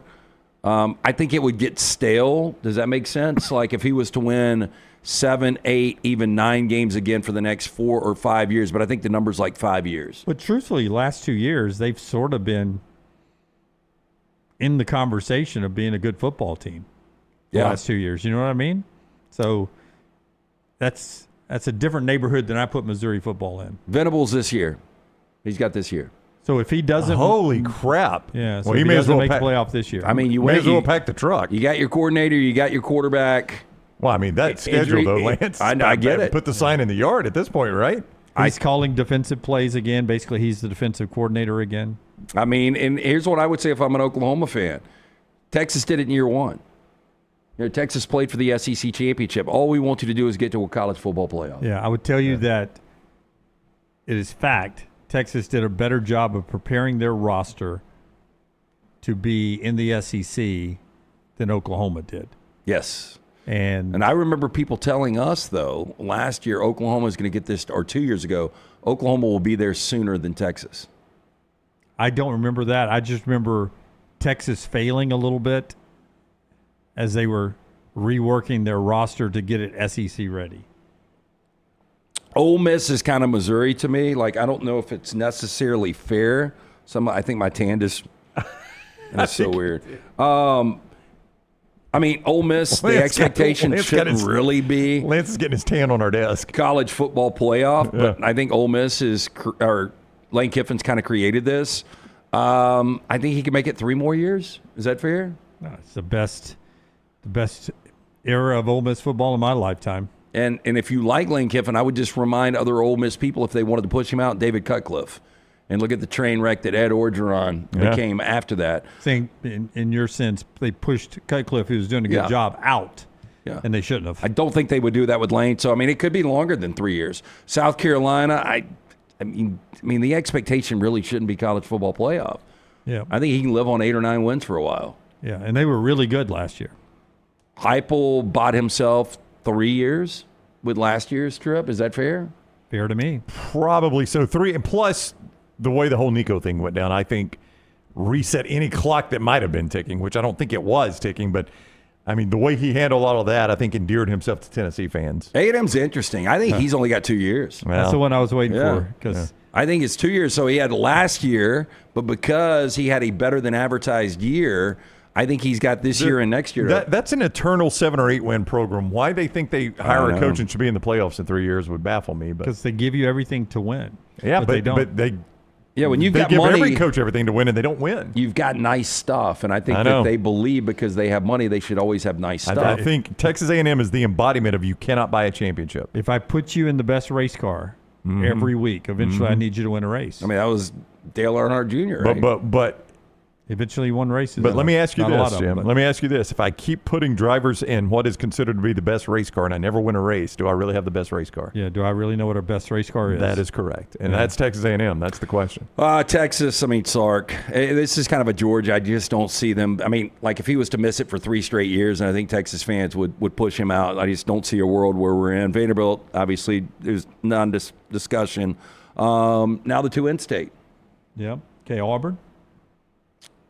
I think he could make it 3 years if you navigate it the right way. 3 more, so that'd be 5 total years for Freeze. Again, you got to tell me, has he beaten Alabama and Georgia in that time frame? Yeah. If he continues to lose those games. Yeah, he's going to have to win a couple of those. And then DeBoer. And then DeBoer, I think if he missed this year and next year, he's done it. I was going to say 2 more years. Yeah. I mean, you 3 straight years of not in the playoffs at Alabama, and that's going to be hard to survive that. In this era coming out off of that I'll eat my crow on the set if he doesn't. And I don't know how you do that. I don't know if anybody's ever done that before. But eat actual crow? Yeah, eat actual crow if he misses the playoffs this year and next. Yeah, crow is an edible bird. Absolutely. That's how we got the saying. Yeah. Okay.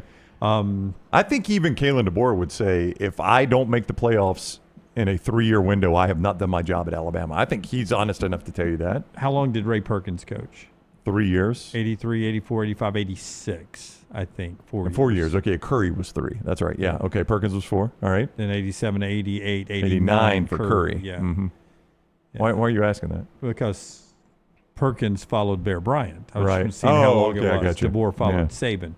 That is our Baptist Health SEC Media Day, a part of our coverage over in Atlanta. And here, brought to you by the great folks at Baptist Health. It is a new day in healthcare in Central Alabama, thanks to this great partnership between Orlando Health and Baptist Health. And they are just looking to make sure our community is properly taken care of. It is their community as well. Central Alabama's only private, not-for-profit, faith-based healthcare system.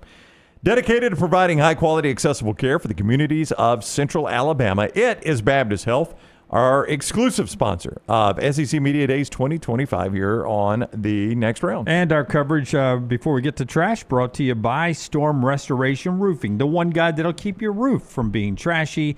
It's Greg from Pell City, 205-542-3531. 205-542-3531. That's your cell number right there for Greg from Pell City. Text him or call him directly or go to Facebook, Greg from Pell City, and get a free no-cost roof inspection. Absolutely free. He and his wife, Andrea, run the company. It's been locally owned for over 20 years. His family members work in the office or on the crews. It is truly a family experience at Storm Restoration Roofing. Isn't that the kind of company you want taking care of you? Plus, he's got great relationships with insurance providers. That helps you tremendously. He does full roof replacement, storm damage, roofing repairs, anything right there. Storm Restoration Roofing. Greg from Pell City on Facebook or 205-542-3531. I do not want anything that carries the Starbucks logo on this church property. You hear me? That is Lilith 1000%. I've studied it. It is a demon. It is sexual deviance. I am done with I've been done with Starbucks for a long time. It's communist coffee anyhow. You can go and drink a gallon of Starbucks today. That's fine. Don't you bring in cups in this room. If I see it, I'm going to tell you to take it out. You hear me? I'm telling you, that company is not only one of the most godless companies on the planet, they are full-blown 1,000% a witch's coven. I promise you it's the facts. LT's Trash is presented by Bud Light. Easy to drink, easy to enjoy. The weekend is almost here. Wherever you're heading, pick up the delicious taste of Bud Light. I'm going to let you guys set this up. I didn't know about this until this morning. Yep. It's a very interesting story, though. It is one of the first things I saw this morning. I got up, got my cold Diet Coke, sat down in my chair, opened up social media, and this was all over it. It is a video from a recent Coldplay concert in Boston at Gillette Field. Was this last night? I don't know the night it was. I don't know if Tyler knows or Scott knows. All right, so this is Kiss Cam. All right, start it over, Tyler. Newsweek is reporting a tech entrepreneur found himself in the limelight, apparently unintended, after appearing on a stadium jumbotron embracing a woman who is not his wife. Footage rocketing across social media Thursday appears to show astronomer CEO Andy Byron in a romantic clutch with his company's CPO, Chief People Officer, Kristen Cabot, at a recent Coldplay concert, sparking speculation about their relationship. Astronomer is a private data infrastructure startup that has achieved unicorn status in 2022 with a $1 billion or more valuation. The company recently moved its headquarters to New York City as it expands. Chris Martin, lead singer of Coldplay, as they appear on the screen and then immediately dive off the screen, says, "Oh, look at these two. All right, come on, you're okay. Either they're having an affair or they're just very shy. Because of that, the kiss cam video has gone super viral now. Wow, Chris Martin. Well, getting it going. That did not help. No, it did not. It did not. That's when everybody screen grabbed it, right? Yep. That's when everybody's like, maybe I'll keep that video for future use. A lot of layers here. So I don't know if we can go back to the video, but it looks like, because I said, they're up there with other people. Yep. You can see the reaction of the two girls next to them when they dive out knowing, our friend just got busted. So, but here's the thing. If they just stand there on the video and don't react the way they react, nothing ever happens with this. Agree. Now, your neighbor might see it and call old boy's wife or something, and that's a problem. But if they don't react the way they react, look, if they just stand there as he continues to hold her awkwardly across the chest in public, I don't think anything ever happens. Now, I guess... Look, she's saying right there, we are busted. We are completely effed. And her friends is like, I told you guys not to go in public together. Yep. Now, there's been reports that the wife or one of the spouses has removed her married name or his married name from Facebook. So I hope I wonder how that prenup is. Yes. Do you have heavy gray on her? Is that gray hair, or is it just showing up blonde highlights that are showing up? It's a good question. I don't know. Bad lighting for her. Yeah. No, I mean, she looks a strong 45 probably, right? Yep. I'm out. Yeah, boy. Yeah, it's one of those things that if I was there, I would have just thought, man, that was staged. Spray tan, maybe. Yeah, I would agree. I would think it was staged. Well, can I just an say, NBA game when they propose and the girl says no, and everybody, he said no. Can I just say this, though? Just say this, all right? Not this couple, any couple. You're choosing to step out on your spouse and you're at a concert together, okay? Probably has happened a million times. But if it's in the portion of the concert that is kiss cam, probably want to step aside from one another for just a minute, right? Yeah, I go get a beer. Yeah, because kiss cam does what? Do they do kiss cam at a concert? No, that's what this was. Yeah. That's my whole point, Jim. This was kiss cam. I didn't know they did it either. Yeah. I mean, occasionally they show people singing along. Yeah. Are we going to check Snopes on this? I mean, I'm just saying kiss cam. If you're stepping out, I mean, whatever. But if it's going to be kiss cam, you probably want to separate. Because kiss cam insinuates that we're going to put people on what? Camera. Yeah, right? I'm also going to assume these two were probably already discussing next move. Oh, well. I don't think you take it this far out in the public like this unless you're prepared to possibly annihilate the current relationship. Brilliant Small move. Update to this story as well. The head of HR, the CFO's wife has removed the husband's last name from her Facebook and is now going by her maiden name on there. The wife shouldn't be drug into this publicly. I'm sorry people have found her Facebook page. Or brilliant move by her if she paid the production team at Gillette Stadium to do that because she's walking away with 53%. I mean, she might have known. Billion-dollar company, I'll remind you. Today's technology, who knows? Hey, look, I know he's going to be out there doing this. Let's... Who's in charge of production at the Coldplay at Gillette Stadium? But if Tyler was, and you came to Tyler and like, hey, when this is all settled, when the dust settles, they'll be sitting here. I'll Here's give you 100,000. 25, 100,000, whatever the number is. There's cash. Just make sure they're on the screen during this part of the concert. Oh no, June. This is kiss cam. They'll be on the screen. Trust me. Yeah. If you saw Superman opening weekend and then you no doubt noticed all of the collectible popcorn buckets, these things will not go away. Turns out the big action blockbusters aren't the only movies that get their own collectible popcorn buckets. Regal Cinemas has revealed their bucket for the upcoming reboot of The Naked Gun, and its references is one of the classic gags from the original 1988 film. Here's a hint. It involves a stuffed beaver. Oh, beaver bucket. As you can see in the photo, the collectible bucket is in the shape of a beaver with a compartment at the back that opens to hold popcorn. The smiling critter is leaning on a log that says, "Nice beaver." Now, fans of the 1988 Naked Gun film may remember the joke. Shortly after the first meeting, Frank Drebin, played by Leslie Nielsen, Jane Spencer, played by Priscilla Presley. She climbs a ladder. Drebin waits at the bottom, appearing to look up her skirt. He comments, "Nice beaver." She replies by, "Thank you, I just had it stuffed," and passes down the actual stuffed beaver.